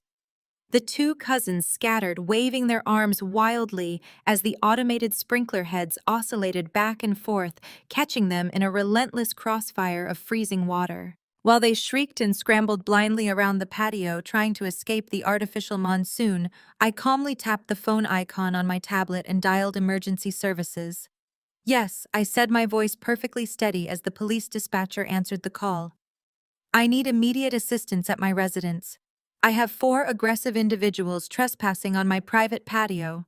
They are refusing to leave, attempting to damage my security gate, and demanding a financial ransom." I stood behind the safety of my reinforced glass, watching the chaotic ballet unfold in my courtyard. Aunt Susan was crying now, her mascara running down her face in dark streaks as she huddled near the edge of the patio, trying desperately to shield her face from the oscillating spray. Uncle Greg was shaking his fist at the security camera, looking like a completely drowned rat. They had come here to demand compliance and extract money through fear. Instead, they were receiving a very cold, very wet reality check. The police arrived less than 7 minutes later. The flashing red and blue lights reflected off the surrounding buildings, and the sudden wail of sirens echoed down the quiet street, drawing the attention of my affluent neighbors. 2 officers marched aggressively through the exterior gate, finding the 4 family members completely soaked, shivering violently, and looking utterly pathetic in the evening breeze. I turned off the sprinklers from my tablet, unlocked my door, and stepped out onto the patio, wrapping a warm cashmere shawl around my shoulders. The officers immediately demanded an explanation. Uncle Greg tried to launch into a loud defensive rant, claiming I was a vindictive relative who was torturing them for no reason. I did not bother arguing with him. I simply handed my tablet to the lead officer.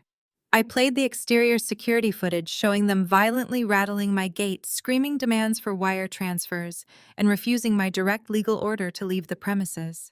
The high-definition footage was completely undeniable. The police officers turned back to the dripping family members, their expressions hardening into absolute zero tolerance. "You are all being issued formal criminal trespass warnings," the lead officer stated firmly, pulling out his official notepad and demanding their identification. "If any of you step foot within 100 yards of this address, again, you will be arrested and charged on the spot. Now move toward the street immediately and keep your hands where I can see them." Aunt Susan wrapped her arms around herself, shivering so hard her teeth were chattering as the officers escorted them off my property. She shot me one final venomous look, but the fight had been completely washed out of her. They trudged back to their parked car, leaving a sad trail of water on the pristine pavement. I watched the police cruisers remain on the street, ensuring the intruders left the neighborhood entirely before I stepped back inside my quiet fortress, locking the heavy door behind me. Carter and Brenda were officially running out of ammunition. They had tried emotional manipulation, gaslighting, financial theft, and now proxy harassment. Every single strategy had shattered against my absolute refusal to engage in their toxic games. I poured myself a fresh glass of sparkling water and opened my laptop. Tomorrow morning, Brenda was going to face the absolute harshest reality check of her entire privileged life. The morning sun crested the Atlanta skyline, bringing with it a fresh wave of absolute clarity. I sat at my kitchen island with a cup of black coffee, opening my secure corporate email portal. Brenda and her flying monkeys had failed to breach my sanctuary last night, leaving them utterly devoid of leverage. Now it was time to systematically strip away the one thing Brenda valued even more than Carter's stolen money: her social status. The Peachtree Elite Country Club was an institution built on old money, steep initiation fees, and a ruthless social hierarchy. Brenda treated her membership there like a royal title. She spent her days lounging on the pristine terraces, playing tennis with doctors' wives, and gossiping over overpriced salads. What her high society friends did not know was that Carter had never been able to afford the $75,000 initiation fee, let alone the exorbitant monthly dues and minimum spending requirements. I had quietly sponsored their entire family membership under my corporate umbrella, wrapping it in a discretionary expense account to keep up his appearances. I drafted a brief, legally binding notice to the club's financial director. I formally severed my corporate sponsorship for Brenda and Carter, effective immediately. I clearly noted that my firm was no longer acting as the financial guarantor for their account, and that any outstanding charges would not be honored by my company. The response from the director was immediate. He confirmed the cancellation via encrypted email and noted that without my corporate backing, Brenda's account was currently overdrawn by several $1,000s in unpaid dining and spa tabs. I knew Brenda's schedule better than she did. Every Thursday at 11 in the morning, she hosted a champagne brunch for her inner circle of wealthy, gossiping friends. It was her primary stage for social posturing. I checked my watch. I had exactly enough time to get dressed and secure a front row seat to her social execution. I arrived at the Peachtree Elite dressed in a sharp, tailored ivory suit, projecting an aura of completely unbothered wealth. Because I held a primary platinum corporate membership independent of the one I had just canceled, the maitre d' greeted me warmly by name. I requested a quiet corner booth, partially obscured by a large potted palm. It gave me a perfect, unobstructed view of the main dining terrace while keeping me relatively out of sight. Brenda was already there, holding court at a large table right in the center of the terrace. She was flanked by 4 women dripping in tennis bracelets and forced smiles. Brenda was waving her mimosa glass, her voice carrying effortlessly across the quiet clatter of silver fine china. She was desperately trying to spin the narrative of the past 48 hours into a story of her own magnificent triumph. I listened as she bragged loudly about how Carter had finally rid himself of a controlling, unsupportive woman. She claimed he was currently restructuring his massive wealth and that they were celebrating his upcoming corporate acquisition. She leaned in close to her friends, whispering conspiratorially about how I had begged him to stay, but his standards were simply too high. It was a pathetic, transparent performance designed to mask the absolute panic gnawing at her insides after yesterday's boutique disaster. Brenda signaled a waiter with an arrogant, sharp snap of her fingers. She loudly ordered a $2,000 bottle of vintage champagne, declaring that she wanted to toast to her son's unparalleled genius. The waiter nodded with practiced deference and walked away. I took a slow sip of my iced water, watching the club's general manager intercept the waiter near the mahogany bar. The manager, a meticulously groomed man named Harrison, checked a tablet, frowned deeply, and whispered something sharp to the waiter. He then turned and signaled for 2 discreet but physically imposing club security personnel to join him. Harrison approached Brenda's table. The polite, deferential smile he usually reserved for elite members was entirely gone. Instead, he wore the rigid, uncomfortable expression of a man forced to clean up a very messy public spill. Brenda beamed at him, completely oblivious to the impending disaster. She loudly demanded to know what was taking the champagne so long, complaining about the slow service. Harrison leaned down, speaking in a low, controlled voice, but the acoustics of the stone terrace allowed his words to drift perfectly to my corner booth. "Ma'am, I am afraid we cannot fulfill that order. In fact, I must ask you to settle your outstanding balance and vacate the premises immediately." Brenda scoffed, her face flushing with instant indignation. Her wealthy friends stopped talking, their eyes darting nervously between Brenda and the manager. "What on earth are you talking about, Harrison?" she demanded, her voice rising in pitch. "Put it on my son's account. He is a VIP member here. We spend thousands of dollars at this club every single month." Harrison stood up straighter, adjusting his pristine tie. "I am sorry, ma'am, but your son is not a member here. The family membership you have been utilizing was sponsored entirely by an external corporate guarantor. That corporate guarantor officially severed all financial backing this morning. Your account is severely delinquent, and all associated payment cards have been flagged as invalid. Your membership privileges are hereby permanently revoked." The silence at Brenda's table was absolute. The 4 society women stared at her with a mixture of shock and poorly concealed delight. In their ruthless world, financial insolvency was the ultimate unforgivable sin. Brenda's face turned a violent, mottled shade of crimson. She slammed her hands flat on the table, rattling the fine china and spilling a mimosa. "That is a lie," she shrieked at her carefully maintained country club facade shattering into a million pieces. "My son is a billionaire. You run my card right now, or I will have your job by the end of the day." Harrison did not flinch. His security detail stepped half a pace closer. "We have already attempted to process the card on file for your past due balance, ma'am. It was declined by the issuer due to a total corporate account freeze. If you cannot provide an alternative form of payment for your outstanding tabs right now, our legal department will be pursuing immediate collections. Furthermore, as non-members, you and your guests are now trespassing on private property. I must ask you to leave before I am forced to have security physically escort you out of the dining room." The 4 friends did not wait for Brenda to formulate an argument. They immediately gathered their designer purses, scraping their chairs backward. They muttered hurried excuses about urgent appointments and practically sprinted away from the table, desperate to avoid the social contagion of Brenda's public disgrace.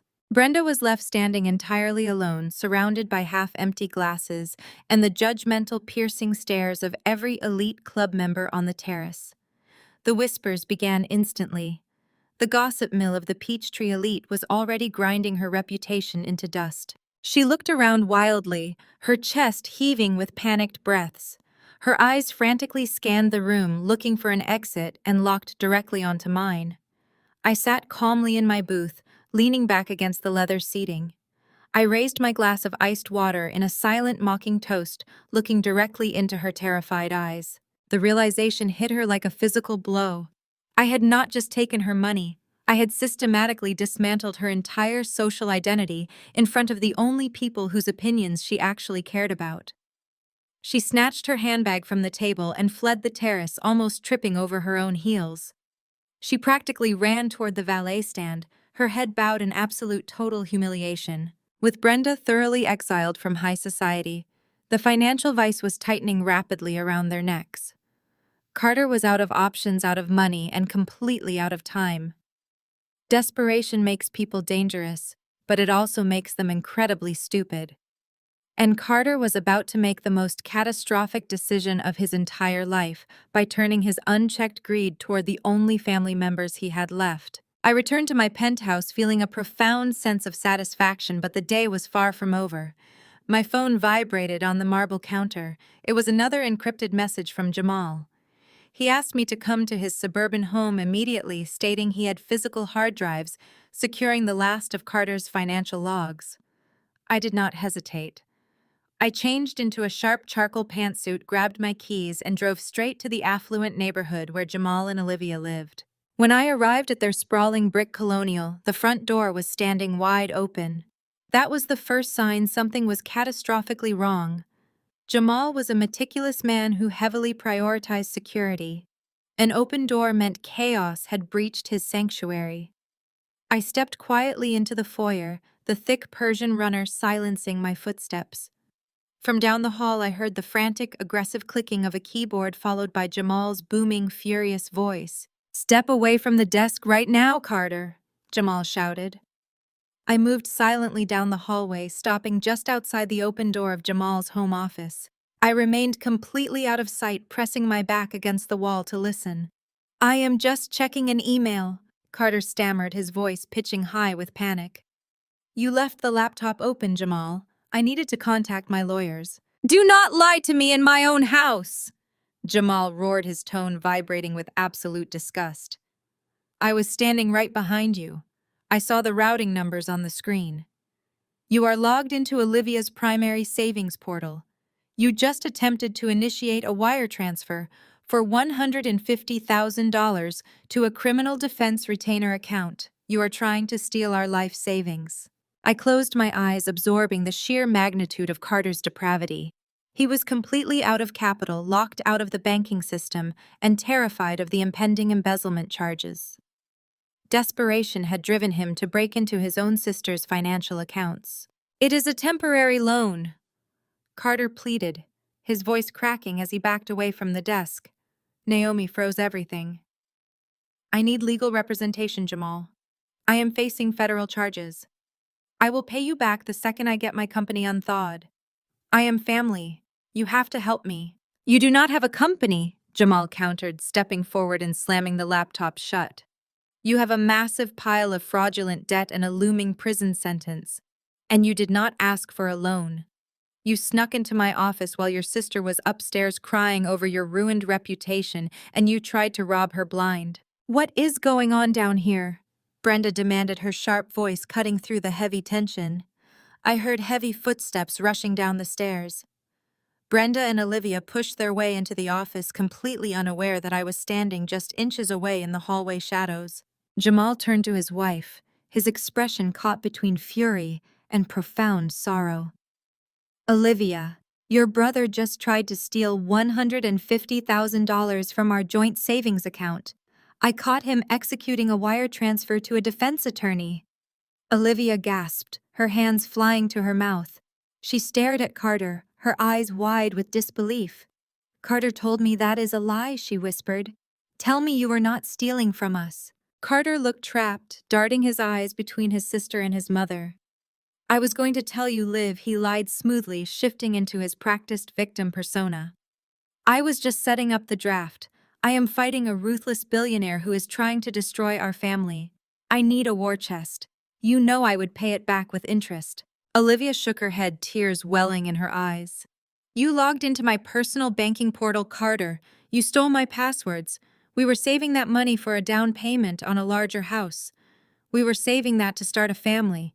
You were going to drain it without even asking me. This was the moment the entire toxic family dynamic was laid bare. I waited for Brenda to scold her son. I waited for her to realize that Carter had finally crossed a line that even she could not defend. Instead, Brenda stepped forward and placed her hands protectively on Carter's shoulders, glaring directly at her daughter and son-in-law. "Oh, for heaven's sake, Olivia, stop being so dramatic!" Brenda snapped, her tone laced with venomous annoyance. "Your brother is fighting for his life right now. Naomi has viciously attacked him and left him with absolutely nothing. He is simply borrowing from family to survive. You should be offering him that money willingly." Olivia recoiled as if her mother had slapped her across the face. Mom tried to steal it and she cried, her voice breaking. "He went behind our backs. That is my future. That is Jamal's hard-earned money. How can you possibly defend him?" "Because he is your brother," Brenda shouted, completely abandoning reason. "He is the man of this family, and he is destined for greatness. You have a husband to provide for you, Olivia. Carter needs this capital to fight that evil woman and take back his empire. You are being entirely selfish. What is $150,000 compared to your brother's freedom? Give him the money, Jamal. I demand it." I listened as the lifelong illusion shattered into a million irreparable pieces. Olivia had spent her entire existence desperately seeking Brenda's approval, echoing her cruelties, and defending her toxic behavior. She had joined the smear campaign against me just to earn a scrap of her mother's affection. And now, standing in her own home, she realized the horrifying truth. Brenda would happily watch Olivia's entire life burn to the ground if it meant keeping Carter warm. "No," Olivia said, her voice dropping into a register of cold, absolute clarity. "Excuse me," Brenda sneered, stepping toward her daughter. "I said no." Olivia repeated, squaring her shoulders and stepping closer to Jamal. Jamal put his arm around his wife, pulling her firmly against his side. "For 30 years I have bent over backward to make you love me, Mom. I lied to him. I covered for him. I attacked Naomi for him. And the moment he needs cash, you expect me to let him rob my husband and destroy my future. You do not love me. You only love him. Do not speak to your mother that way." Carter barked, puffing out his chest and attempting to regain control of the room. "We are in a crisis, Olivia. You need to fall in line. Get out!" Olivia commanded, pointing a trembling finger toward the office door. "Both of you, get out of my house right now." "You cannot kick us out," Brenda gasped, clutching her pearls in genuine shock. "We are your family. Jamal is my family." Olivia corrected her tears spilling down her cheeks, but her posture remained unbroken. "You are just the people who use me. Jamal calls the police. Tell them we have an intruder who attempted wire fraud." Carter panicked, his face flushing dark red. "You are bluffing, Liv. You would not call the cops on your own brother." Jamal reached into his pocket, pulled out his cell phone, and dialed the first 2 digits of the emergency number. "You have exactly 10 seconds to walk out that front door, Carter." I decided this was the perfect moment to make my presence known. I stepped out of the hallway shadows and into the doorframe blocking their exit. "Actually, Jamal," I said smoothly, folding my arms across my chest, "you might want to hold off on calling the local police. Carter is already dealing with federal investigators, and they absolutely hate waiting in line." Brenda let out a terrified yelp, jumping backward and colliding with Carter. "You," she hissed, her face twisting into a mask of pure hatred. "You have been listening this whole time. You planned this." "I planned to pick up a hard drive, Brenda," I replied, my voice dripping with cold satisfaction. "You are the one who just told your daughter her financial security is worthless compared to your son's legal fees. I did not destroy this family. I just handed you the hammer and watched you smash it to pieces yourselves." Olivia refused to look at her mother or her brother. She kept her eyes fixed firmly on the floor. "Take your son and leave my house, Mom," Olivia whispered, her voice completely dead. "And never contact me again." Carter realized he was entirely outmatched, outgunned, and out of allies. He grabbed Brenda by the arm and dragged her past me, refusing to make eye contact. They scrambled down the hallway and out the front door, fleeing like the cowards they truly were. I stepped into the office, closing the door behind me and extending my hand toward Jamal.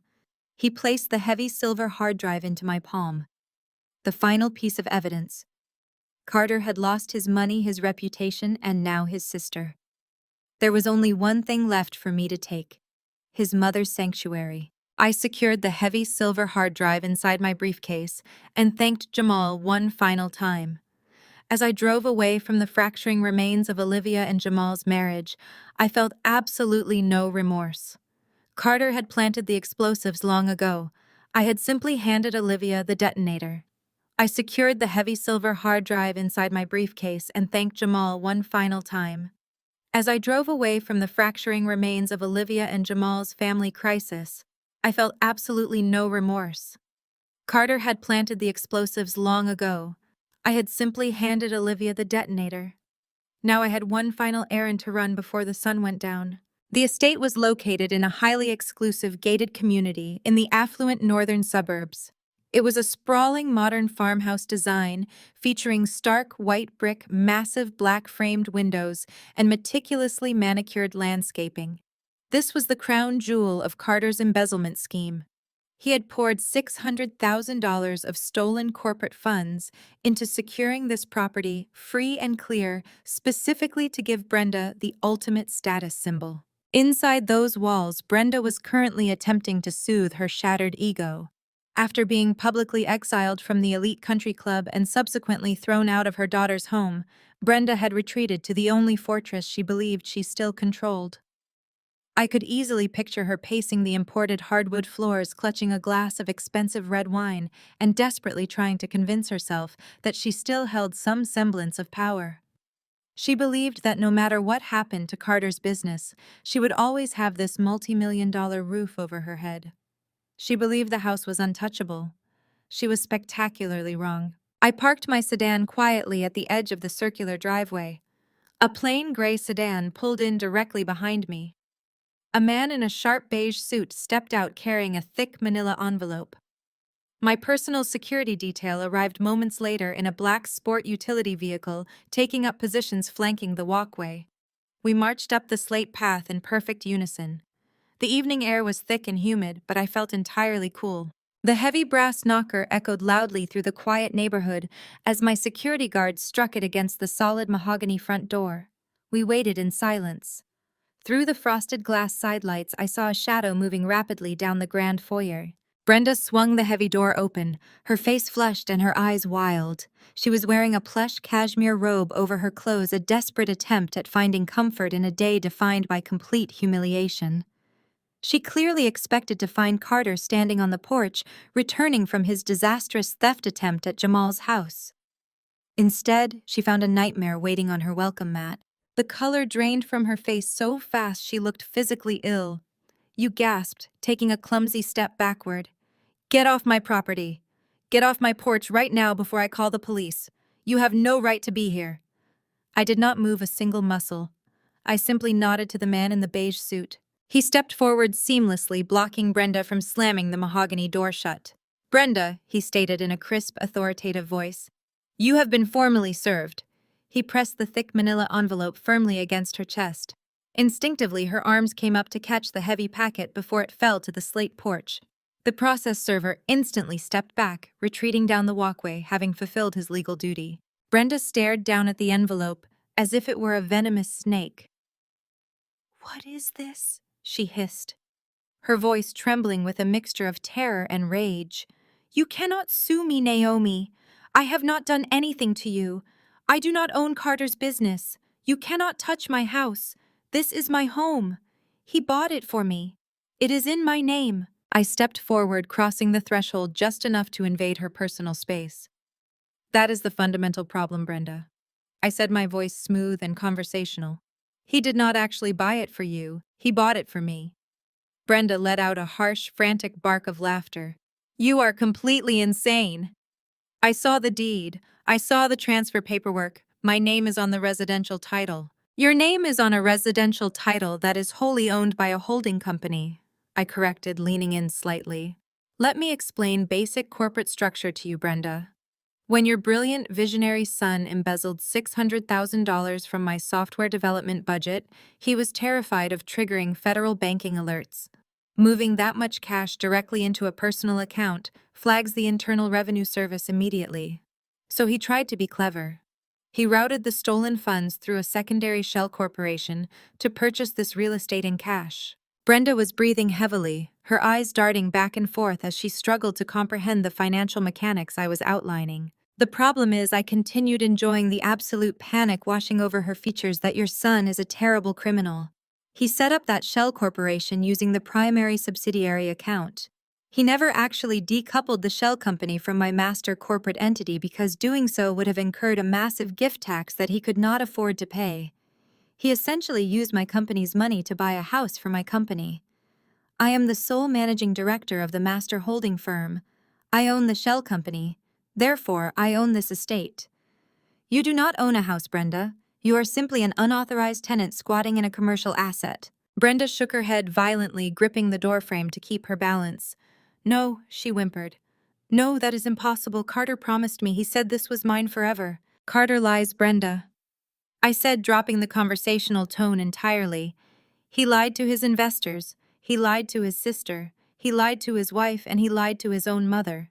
You are holding a formal 7-day notice of eviction. You have exactly 1 week to pack up your designer clothes, your country club visors, and your delusions of grandeur and vacate my property. If you are not entirely off these premises by next Friday morning, the sheriff's department will arrive to physically remove you. They will drag you out onto the lawn, and my contractors will place all of your belongings in trash bags on the curb. Brenda clutched the envelope to her chest, letting out a raw, animalistic sob of pure defeat. You cannot do this, she cried, dropping her head. Where am I supposed to go? I have no money. The club locked me out. Olivia will not speak to me. I have nothing left, Naomi. Please give me more time.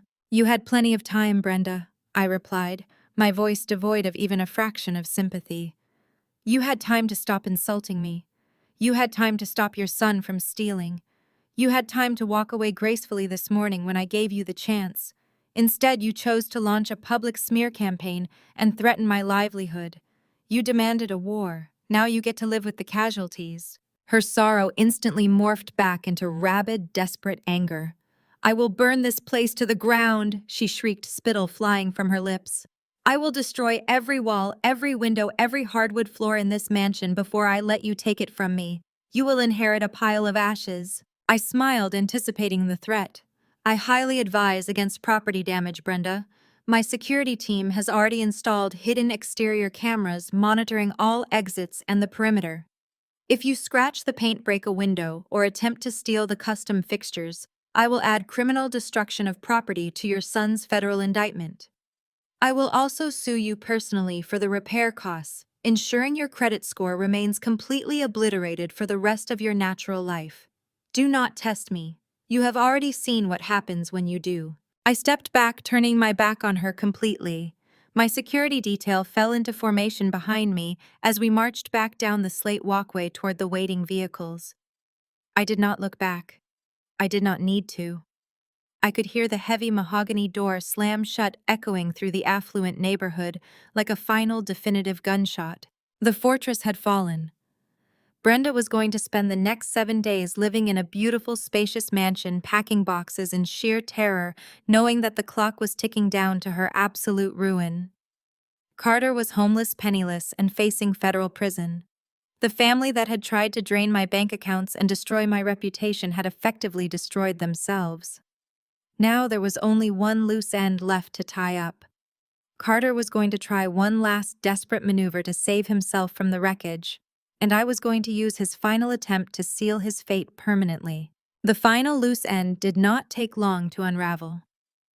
Less than 24 hours after I left Brenda hyperventilating in the foyer of my property, my phone buzzed with a notification from an unrecognized number.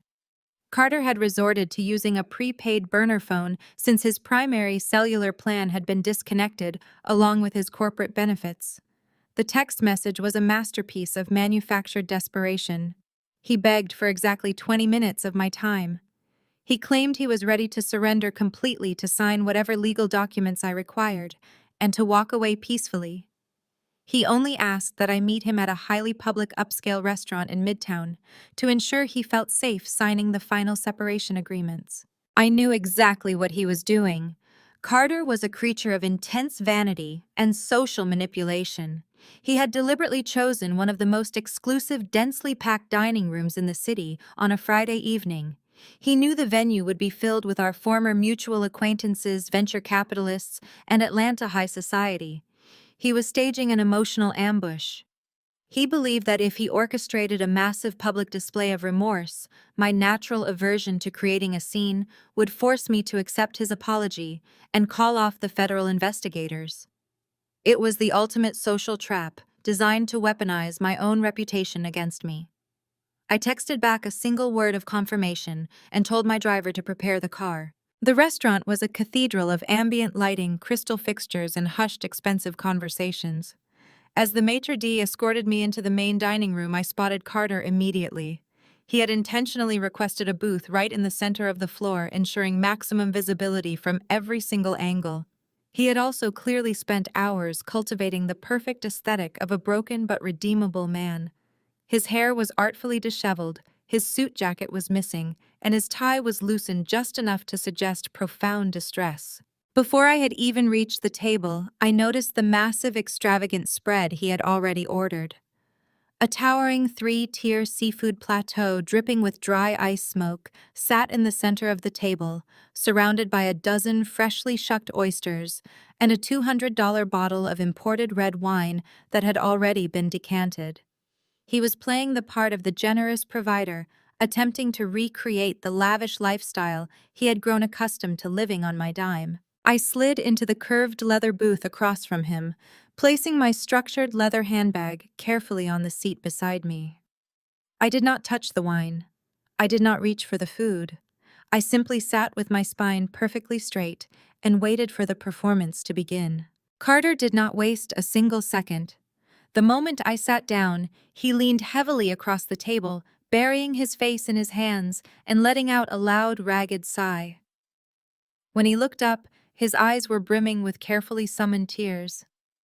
Naomi choked out his voice, pitched just loud enough to carry to the adjacent tables. "Thank God you came. I have not slept. I have not eaten. I am completely destroyed by what I have done to us." The wealthy patrons at the neighboring tables abruptly stopped cutting their steaks. Forks hovered in midair. Conversations died down as the irresistible pull of public drama captured their undivided attention. Carter noticed the audience tuning in, and he leaned into the role with everything he had. "I lost my way, Naomi," he continued, his voice vibrating with theatrical agony. "I was so desperate to be the powerful man you deserved. I wanted to build an empire so I could stand beside you as an equal.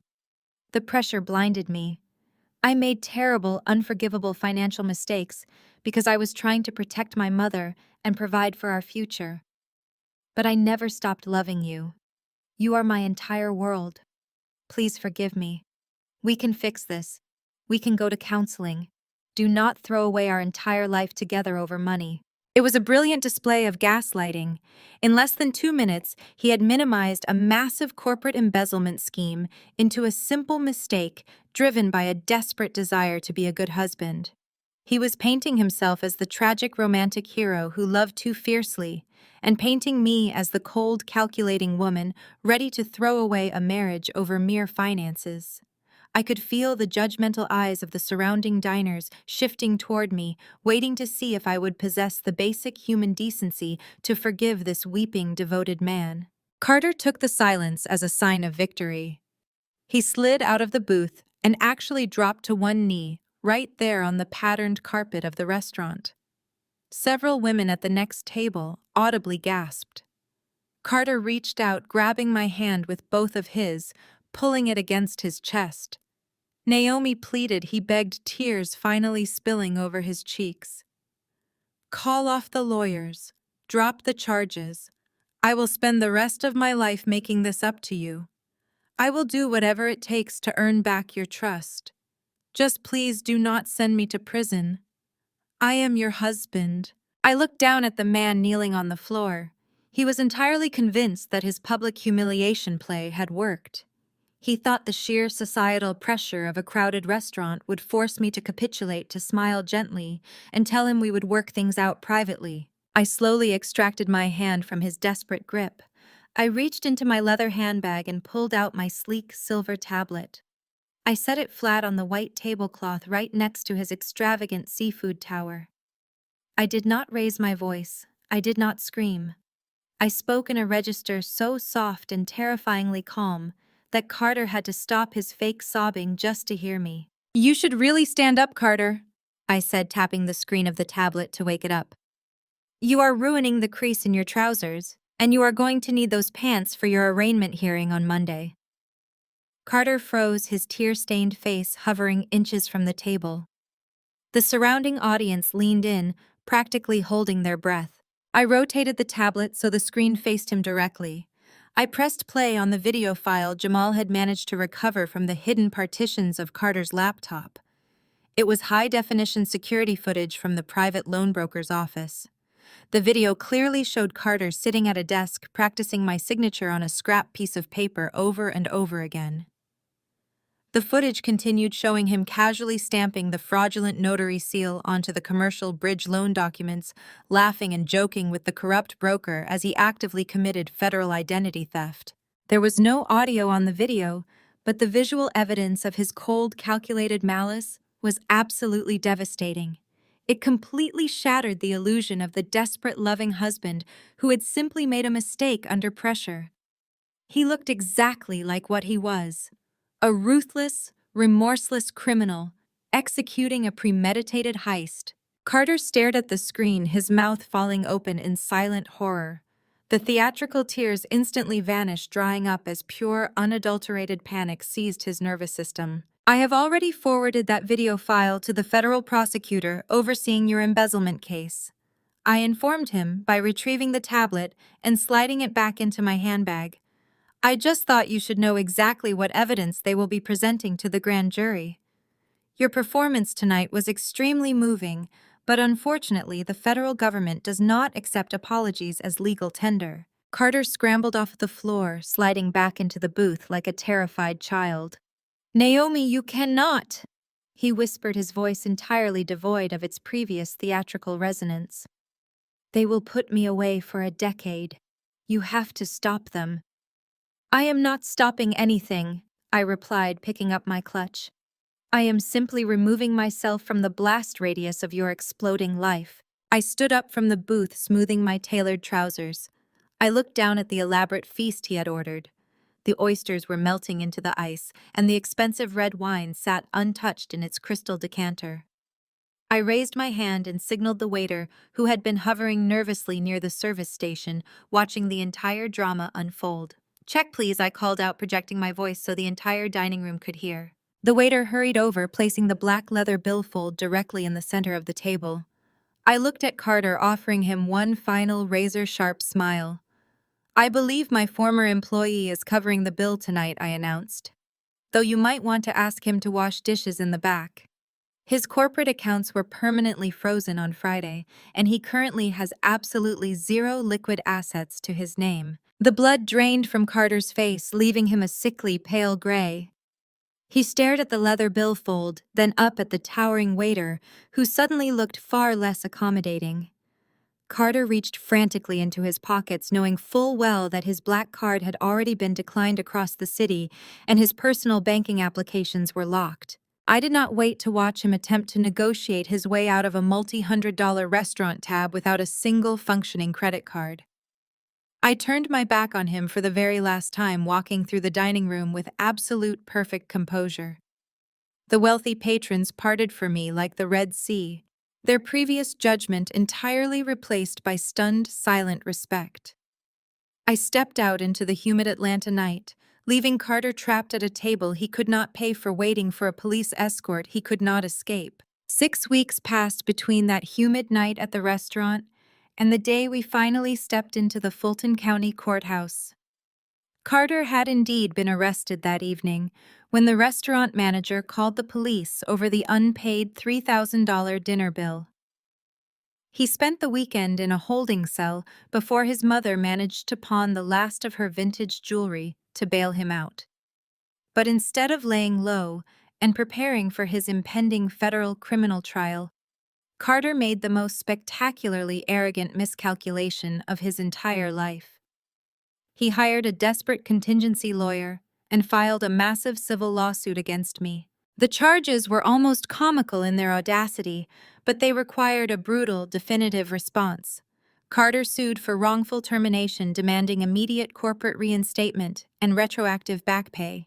He sued for spousal support, claiming he had grown accustomed to a certain high society lifestyle during our relationship and required $75,000 a month in alimony to maintain his standard of living. He even attempted to sue for severe emotional distress, claiming my theatrical display at the wedding caused him profound psychological trauma that temporarily prevented him from securing new employment. It was a blatant, transparent extortion attempt. He hoped the threat of a prolonged, messy public civil trial would force me to offer a quiet, multi-million-dollar settlement just to make him go away. He desperately wanted a massive war chest to fund his criminal defense. I gave him an absolute slaughter instead. The morning of the hearing, the courtroom felt incredibly cold and sterile, smelling strongly of lemon polish and aged wood. I sat at the defendant table wearing a sharply tailored navy blue suit, projecting an aura of absolute, unshakable calm. My lead legal counsel, Mr. Harrison, sat beside me organizing his extensive files with lethal mechanical precision. Mr. Harrison was a veteran litigator who specialized entirely in dismantling corporate fraudsters. He did not play games, and he certainly did not lose. Across the wide aisle, Carter sat with his discount attorney, a perpetually sweating man named Jenkins. The expensive bespoke suits I used to buy Carter were gone, replaced by an ill-fitting gray jacket that swallowed his rapidly shrinking frame. He looked haggard, terrifyingly pale, and constantly jittery, bouncing his knee against the heavy wooden table. In the gallery directly behind Carter sat Brenda. The past 6 weeks had easily aged her a decade. After the sheriffs formally evicted her from the luxury estate, she had been forced to move into a cramped 2-bedroom apartment on the industrial outskirts of the city. Her designer clothes looked slightly wrinkled, and her posture completely lacked its usual imperious rigidness. Yet she still glared at the back of my head with pure, unadulterated venom. She was desperately clinging to the delusion that the judge would magically restore her son to his former glory, validate his ridiculous lies, and hand her the keys back to my kingdom. Judge Caldwell, a strict, no-nonsense woman with zero tolerance for courtroom theatrics, called the session to order. Her heavy wooden gavel echoed sharply against the sounding block, demanding total silence. Jenkins stood up, wiping his forehead with a handkerchief, and began spinning a fantastical narrative for his opening statement. He paced the floor, trying to paint me as a ruthless, calculating corporate predator who had deliberately seduced a brilliant young tech founder. He claimed I stole Carter's intellectual property under the guise of a deceptive employment contract, and then orchestrated a fake wedding specifically to publicly humiliate him in front of his peers. Jenkins argued that regardless of the unfiled marriage license, a common law partnership had been firmly established through our shared living arrangements and commingled finances. Therefore, he insisted Carter was legally entitled to half of my corporate assets, as well as indefinite, exorbitant spousal support. It was a staggering, monumental work of fiction. Judge Caldwell listened with a completely impassive expression, taking meticulous notes on her legal pad. When Jenkins finally sat down, breathing heavily, Carter took the stand to testify on his own behalf. This was his big moment to perform, and he turned on the theatrical waterworks almost immediately. He looked up at the judge with wide, innocent eyes, playing the role of the broken-hearted visionary whose life had been stolen. Under direct examination from Jenkins, Carter claimed he had worked tirelessly to build the software company from the ground up, working grueling 80-hour weeks, while I simply provided basic administrative oversight. When asked directly about the missing $600,000, Carter lied under oath without a single flinch. He claimed the money was a performance bonus I had verbally authorized as a generous wedding gift. He claimed he purchased the sprawling estate for his mother as an approved corporate investment property, designed to diversify our real estate portfolio. He painted himself as a devoted, loving partner who had been viciously blindsided by a cruel, calculating woman who simply changed her mind at the altar and decided to destroy him for fun. Then it was our turn. Mr. Harrison stood up slowly, buttoning his suit jacket. He did not yell, he did not pace around the room. He simply walked to the podium, adjusted his microphone, and began dismantling Carter brick by brick. Mr. Harrison pulled up the master financial ledgers on the large courtroom monitors. He asked Carter to confirm his signature on the initial transfer authorizations. Carter confidently agreed, assuming we were just reviewing standard banking paperwork. Then Mr. Harrison projected the raw metadata on the screen. The digital footprint clearly undeniably showed the transfers were initiated from a hidden offshore proxy address, completely masking the transaction from my firm's internal auditing software. If this was a mutually authorized performance bonus? Mr. Carter, Mr. Harrison asked, his voice dangerously quiet. Why did you utilize a virtual private network bouncing your signal through 3 different countries to hide the destination routing number from your own employer? Carter stammered, his confident victim facade instantly cracking under the pressure. He gripped the edges of the wooden witness stand, claiming it was just a technical glitch in the banking portal that he did not understand. He tried to smile charmingly at the judge, hoping to win her over, but Judge Caldwell simply stared back at him with eyes like cold flint. Mr. Harrison did not let up for a single second. He introduced the broker office security footage as our primary exhibit. The courtroom watched in absolute silence as the same damning video filled the monitors, Carter practicing my signature, stamping the fraudulent notary seal, and signing the $4 million commercial loan application with the confidence of a man who believed he would never be caught. Carter shrank down into the witness chair, the last remaining drop of color draining from his face. The theatrical tears were entirely gone, replaced by the wide-eyed, hyperventilating stare of a trapped animal. Jenkins objected frantically, claiming the video lacked context and violated privacy protocols, but Judge Caldwell overruled him instantly. She leaned forward, peering aggressively over her glasses at Carter, asking him directly how forging a signature for a $4 million commercial loan fit into his duties as a loving domestic partner. Carter opened his mouth, but absolutely no sound came out. He was completely paralyzed by his own undeniable suffocating guilt. To drive the final nail into the coffin, Mr. Harrison called our star witness. The heavy wooden doors at the back of the courtroom opened, and Jamal walked down the center aisle.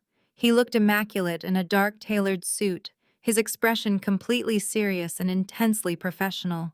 Brenda gasped loudly from the gallery, standing half up from the wooden bench, before a bailiff sharply ordered her to sit down and remain silent. She had absolutely no idea Jamal was going to testify against his own brother-in-law. Olivia had officially cut ties with Brenda 3 weeks prior, choosing to protect her marriage and her own sanity for the first time in her life. Jamal was here today entirely on his own accord to ensure the truth was permanently carved into the legal record. Jamal took the stand and swore the oath. As a certified public accountant, his expert testimony carried immense, undeniable weight. Mr. Harrison asked him to detail his findings regarding the subsidiary accounts. Jamal methodically and emotionlessly explained exactly how Carter had structured the elaborate embezzlement. He mapped out the shell companies, the fraudulent invoices, and the direct pipeline of stolen cash straight to Brenda's real estate purchase. It was a flawless masterclass in forensic accounting. Jamal explained that the software company had never actually generated a single dollar of organic profit. Every metric of success, Carter claimed, was artificially inflated, using seed capital provided entirely by my blind trust. Then Mr. Harrison asked Jamal about the terrifying events that transpired in his own home. Jamal looked directly at Carter, refusing to break eye contact for even a second. The tension in the courtroom was absolutely suffocating. Jamal testified under oath that Carter had broken into his private home office and attempted to wire $150,000 from Jamal and Olivia's joint savings account to pay for a criminal defense attorney.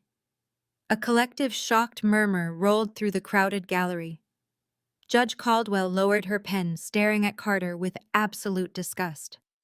Jamal stated clearly and firmly that Carter was not a businessman, but a desperate, relentless thief who was willing to bankrupt his own sister to save himself from the consequences of his actions.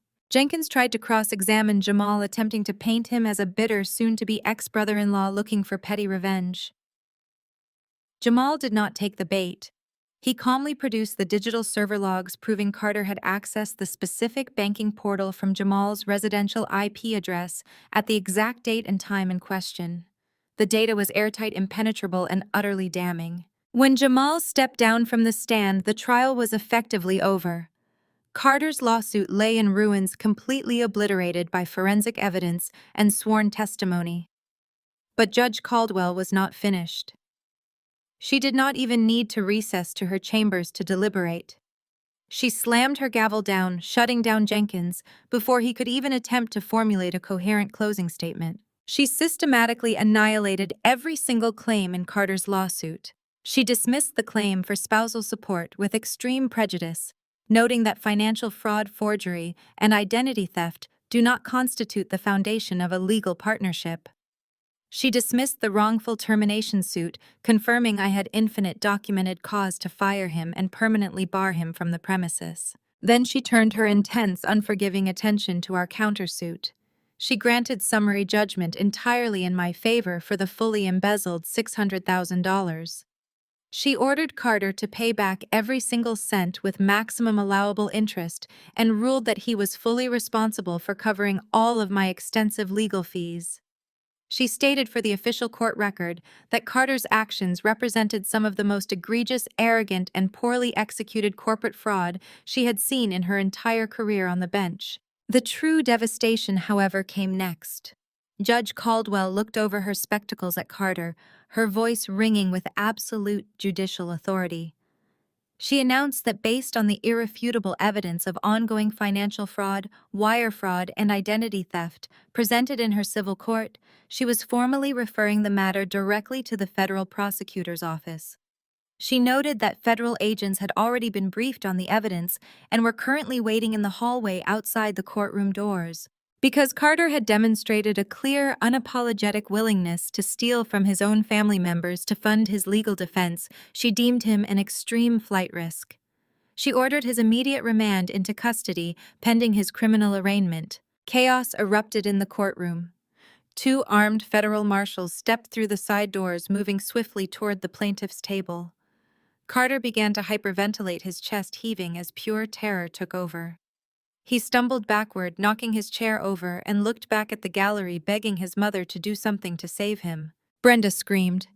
It was a guttural, horrifying sound that tore through the sterile courtroom. She watched helplessly as the marshals grabbed Carter's arms, twisting them firmly behind his back, and placing heavy steel handcuffs on his wrists, right there in the middle of the civil court. They read him his rights in a flat, practiced tone, and began marching him toward the side exit. No, Brenda shrieked, trying to rush the wooden barricades separating the gallery from the floor. She reached her hands out toward him, her face twisted in absolute agony. "He is a good boy," she set him up. "You cannot take my son. He is a visionary." A court bailiff physically intercepted her, pushing her firmly back into the gallery rows and warning her she would be arrested for contempt if she did not cease her outburst immediately. Brenda collapsed onto the hard wooden bench, sobbing uncontrollably, her hands covering her face. Her entire reality had just been violently dismantled. She had lost her luxurious mansion. She had lost her elite country club status. She had lost the daughter who finally cut ties with her to protect whatever was left of her own sanity. And now she was watching her golden boy be dragged off to federal prison, where no amount of manipulation, gaslighting, or social posturing could ever save him. I stood up from the defendant table, calmly and methodically gathering my files and placing them into my leather briefcase. I had not shed a single tear. I had not raised my voice once. I had simply let the absolute weight of the truth crush them into dust. I walked down the center aisle of the courtroom, my heels clicking sharply against the polished floor. I passed Brenda as she wept hysterically into her hands. She looked up at me, her face twisted with a mixture of profound, devastating loss and lingering, impotent hatred. She had absolutely nothing left. Their dignity, their assets, and their freedom were completely eradicated. I did not offer her a parting word or a victorious smile. Complete, utter silence was the ultimate definitive victory. I pushed open the heavy wooden doors and stepped out into the bright sunlit corridor, leaving the shattered wreckage of their toxic lineage entirely behind me. Exactly 365 days passed since those heavy courtroom doors swung shut behind me. 1 full year since I excised the parasitic infection from my life and reclaimed total, absolute control over my destiny. I stood by the floor-to-ceiling windows of my newly acquired penthouse office suite, looking out over the sprawling canopy of the Atlanta skyline. The view was magnificent, a sprawling testament to industry and ambition, but it paled in comparison to the financial landscape I had cultivated over the past 12 months. My venture capital firm had not merely survived the brief turbulence of Carter's fraudulent existence. We had thrived in ways that completely redefined the market. I leveraged the aggressive restructuring of his former software subsidiary into a massive corporate advantage. The proprietary code developed by my lead engineers, the ones Carter had entirely ignored in favor of his vanity projects, was polished, perfected, and licensed to 3 different multinational logistics conglomerates. That single pivot generated a $90 million return on investment within the first 2 quarters. The board of directors, who had once panicked over a pathetic social media smear campaign, now treated my strategic decisions as absolute gospel. We expanded our portfolio aggressively, acquiring promising biotech startups, sustainable energy platforms, and advanced artificial intelligence developers. The industry publications that Brenda had once threatened to weaponize against me now featured my firm on their front covers, hailing our unprecedented annual growth. I was no longer just a prominent player in the financial sector. I was the apex predator setting the pace for the entire region. The air in my office was crisp, smelling faintly of ozone, and fresh lilies arranged precisely on my obsidian desk. I checked my diamond-studded watch. It was 12:15 in the afternoon. I closed the financial projection files on my monitor, smoothed the lapels of my tailored emerald green suit, and picked up my leather clutch. I had a lunch reservation at a highly exclusive French bistro in Buckhead, and I was genuinely looking forward to the company. My driver navigated the sleek black sedan through the bustling city traffic. I watched the vibrant storefronts pass by, feeling a profound sense of lightness. The crushing weight of maintaining the facade of a perfect marriage, managing a fragile male ego, and dealing with an utterly toxic extended family was completely gone. In its place was a fierce, unapologetic freedom. The bistro was a masterclass in understated elegance, featuring quiet jazz ambient lighting and tables spaced far enough apart to ensure absolute privacy for high-profile clientele. The maitre d' recognized me instantly, offering a warm, respectful bow and escorting me to a prime corner booth. Jamal and Olivia were already seated waiting for me. I smiled genuinely as I approached the table. The transformation in Olivia over the past year was nothing short of miraculous. When she was desperate for Brenda's approval and trapped in her brother's chaotic orbit, she had looked perpetually exhausted, anxious, and brittle. Today she practically glowed. She wore a bright floral dress that the old Olivia would have deemed too bold. Her hair was styled in natural loose curls, and the tight stress lines around her eyes had completely vanished. She looked like a woman who had finally been allowed to breathe. Jamal stood up to greet me, offering a firm, warm embrace. He looked incredibly sharp in a custom-tailored navy suit, exuding the quiet confidence of a man who had successfully protected his family from a burning building. We sat down, ordering sparkling water and a bottle of vintage Pinot Noir to share. "You look absolutely incredible, Naomi," Olivia said, reaching across the table to squeeze my hand.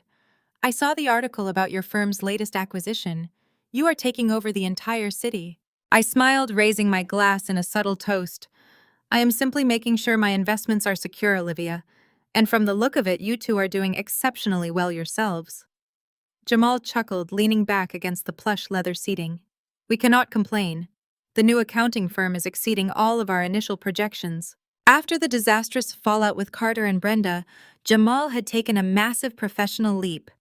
He resigned from his previous corporate job and launched his own independent financial auditing firm, specializing in forensic accounting and corporate fraud prevention.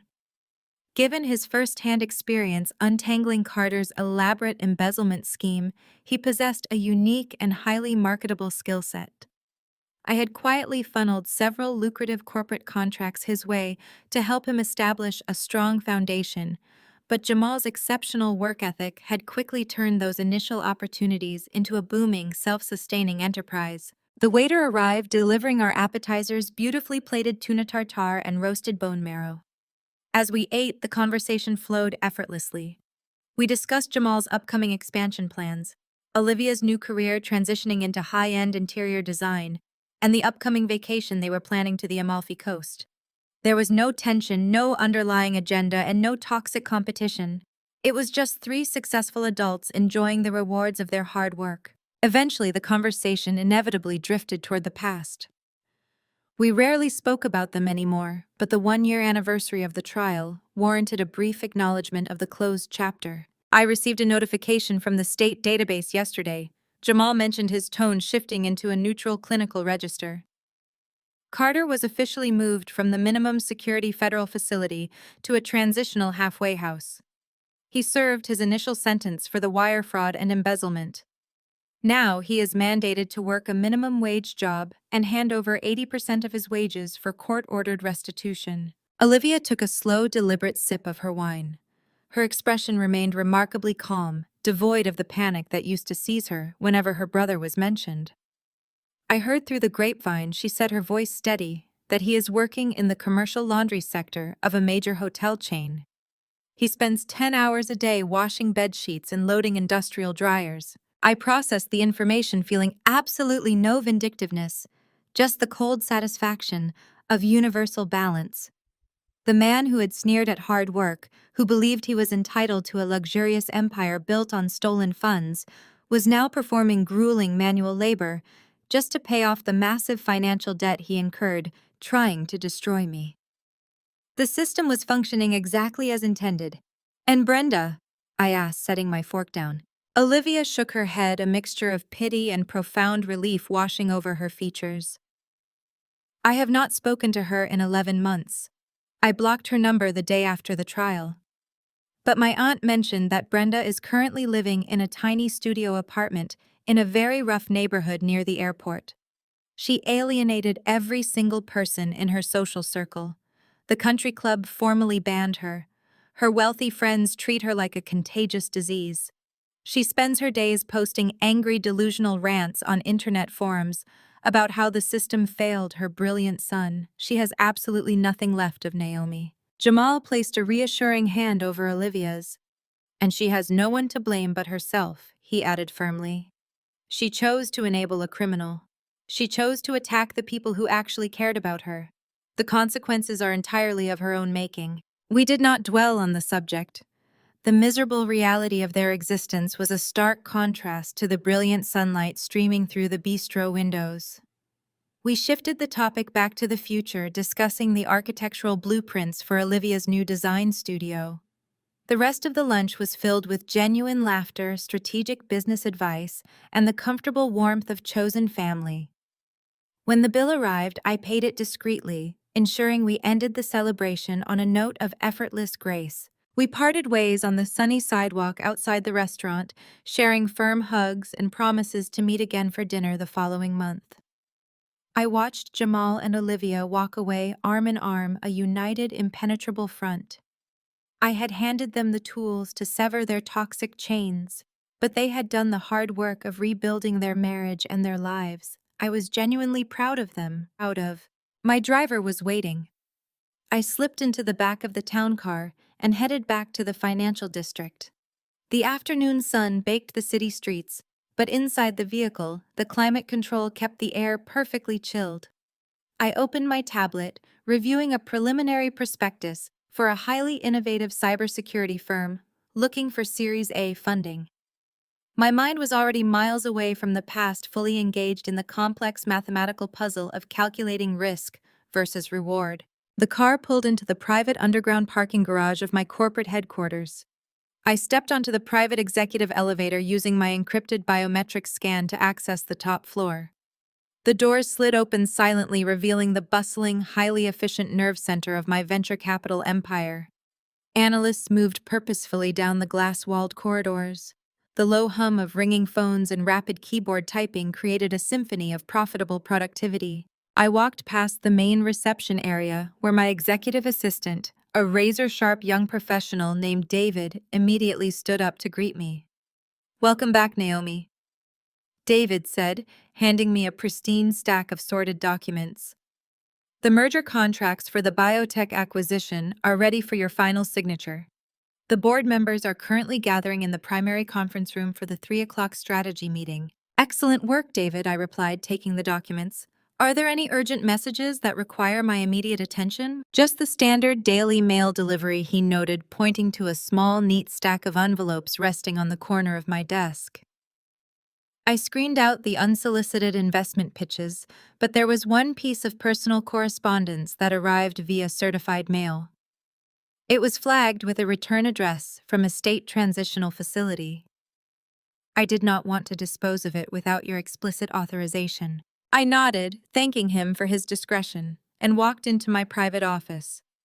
The sprawling room was a sanctuary of modern design featuring sleek, minimalist furniture, rich mahogany accents, and breathtaking panoramic views of the city.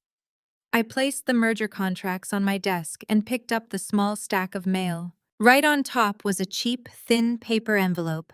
The handwriting scrawled across the front was instantly recognizable. It was erratic, desperate, and heavily slanted. It was addressed to me using my maiden name. The return address, printed in stark black ink, listed a federal halfway house located in a dismal industrial zone, 3 hours outside the city limits. Carter. I held the envelope between my thumb and index finger. It felt incredibly light, fragile, and almost pathetic. I did not need to open it to know exactly what was written inside. I could perfectly predict every single word, every manipulative phrase, every desperate plea. He would start by talking about how much prison had changed him. He would claim that hitting rock bottom had finally opened his eyes to the magnitude of his mistakes. He would write pages of flowery, poetic apologies, trying to invoke the memory of our early courtship. He would attempt to trigger my empathy, painting himself as a broken man who just needed one more chance to prove his worth. He would inevitably transition into a subtle request for help, perhaps asking for a small loan to get him back on his feet, or a modest position at one of my entry-level subsidiaries. He would use words like redemption, forgiveness, and destiny. It was the ultimate final trap, the desperate gasp of a narcissist trying to reattach a severed supply line. He believed that if he could just get me to read his tragic story, the inherent kindness he used to exploit would force me to respond. He thought a handwritten letter carried enough emotional weight to bridge the massive, unbridgeable chasm he had created. I stood perfectly still in the center of my magnificent office. I examined my own internal emotional state, scanning for even a fraction of a millimeter of lingering attachment. I searched for anger. I searched for pity. I searched for sorrow. There was absolutely nothing. Complete, total, profound emptiness. The man who wrote this letter was a stranger. The life we had shared was a poorly written fiction that had been canceled after the pilot episode. He held absolutely zero power over my nervous system, my bank accounts, or my future. I walked deliberately over to the heavy-duty cross-cut steel shredder resting discreetly beside my filing cabinets. It was the exact same machine I had used to destroy Brenda's pathetic extortion contract a year ago. The machine was always plugged in, always ready. I did not tear the envelope open. I did not read a single line of his manufactured remorse. I did not give him the satisfaction of consuming even one more second of my valuable time. I pressed the power button. The mechanical growl of the shredder filled the quiet office with a low, hungry sound. I held the unopened letter directly over the feeding slot and let go. The steel blades caught the cheap paper instantly. The machine pulled the envelope down with a violent, satisfying crunch, slicing his apologies, his excuses, and his manipulative pleas into hundreds of tiny, unreadable ribbons. In less than 3 seconds, the letter completely vanished into the bin, destroyed and discarded, with the exact same ruthless efficiency I applied to bad investments. I pressed the power button again, silencing the machine. I did not look down into the bin. I simply turned away. I walked back to my desk, checking my reflection in the polished surface of the window. My emerald green suit was flawless. My posture was unyielding. My mind was completely clear. I picked up the stack of multi-million-dollar biotech merger contracts, tucking them securely under my arm. I grabbed my sleek leather briefcase, ensuring my digital tablet and strategic notes were ready. I stepped out of my private office and walked confidently down the glass corridor toward the main boardroom. The heavy oak doors were propped open. Inside, 12 of the most powerful financial directors and corporate stakeholders in the city were waiting for my arrival. They stood up respectfully as I crossed the threshold, acknowledging my absolute authority. I took my seat at the head of the massive conference table, placing my briefcase down with a definitive, authoritative thud. I looked around the room, making eye contact with every single executive present. I was completely unbothered, extraordinarily rich, and entirely free. Let us begin. I said, my voice was ringing with total, absolute command. We have an empire to build. An empire to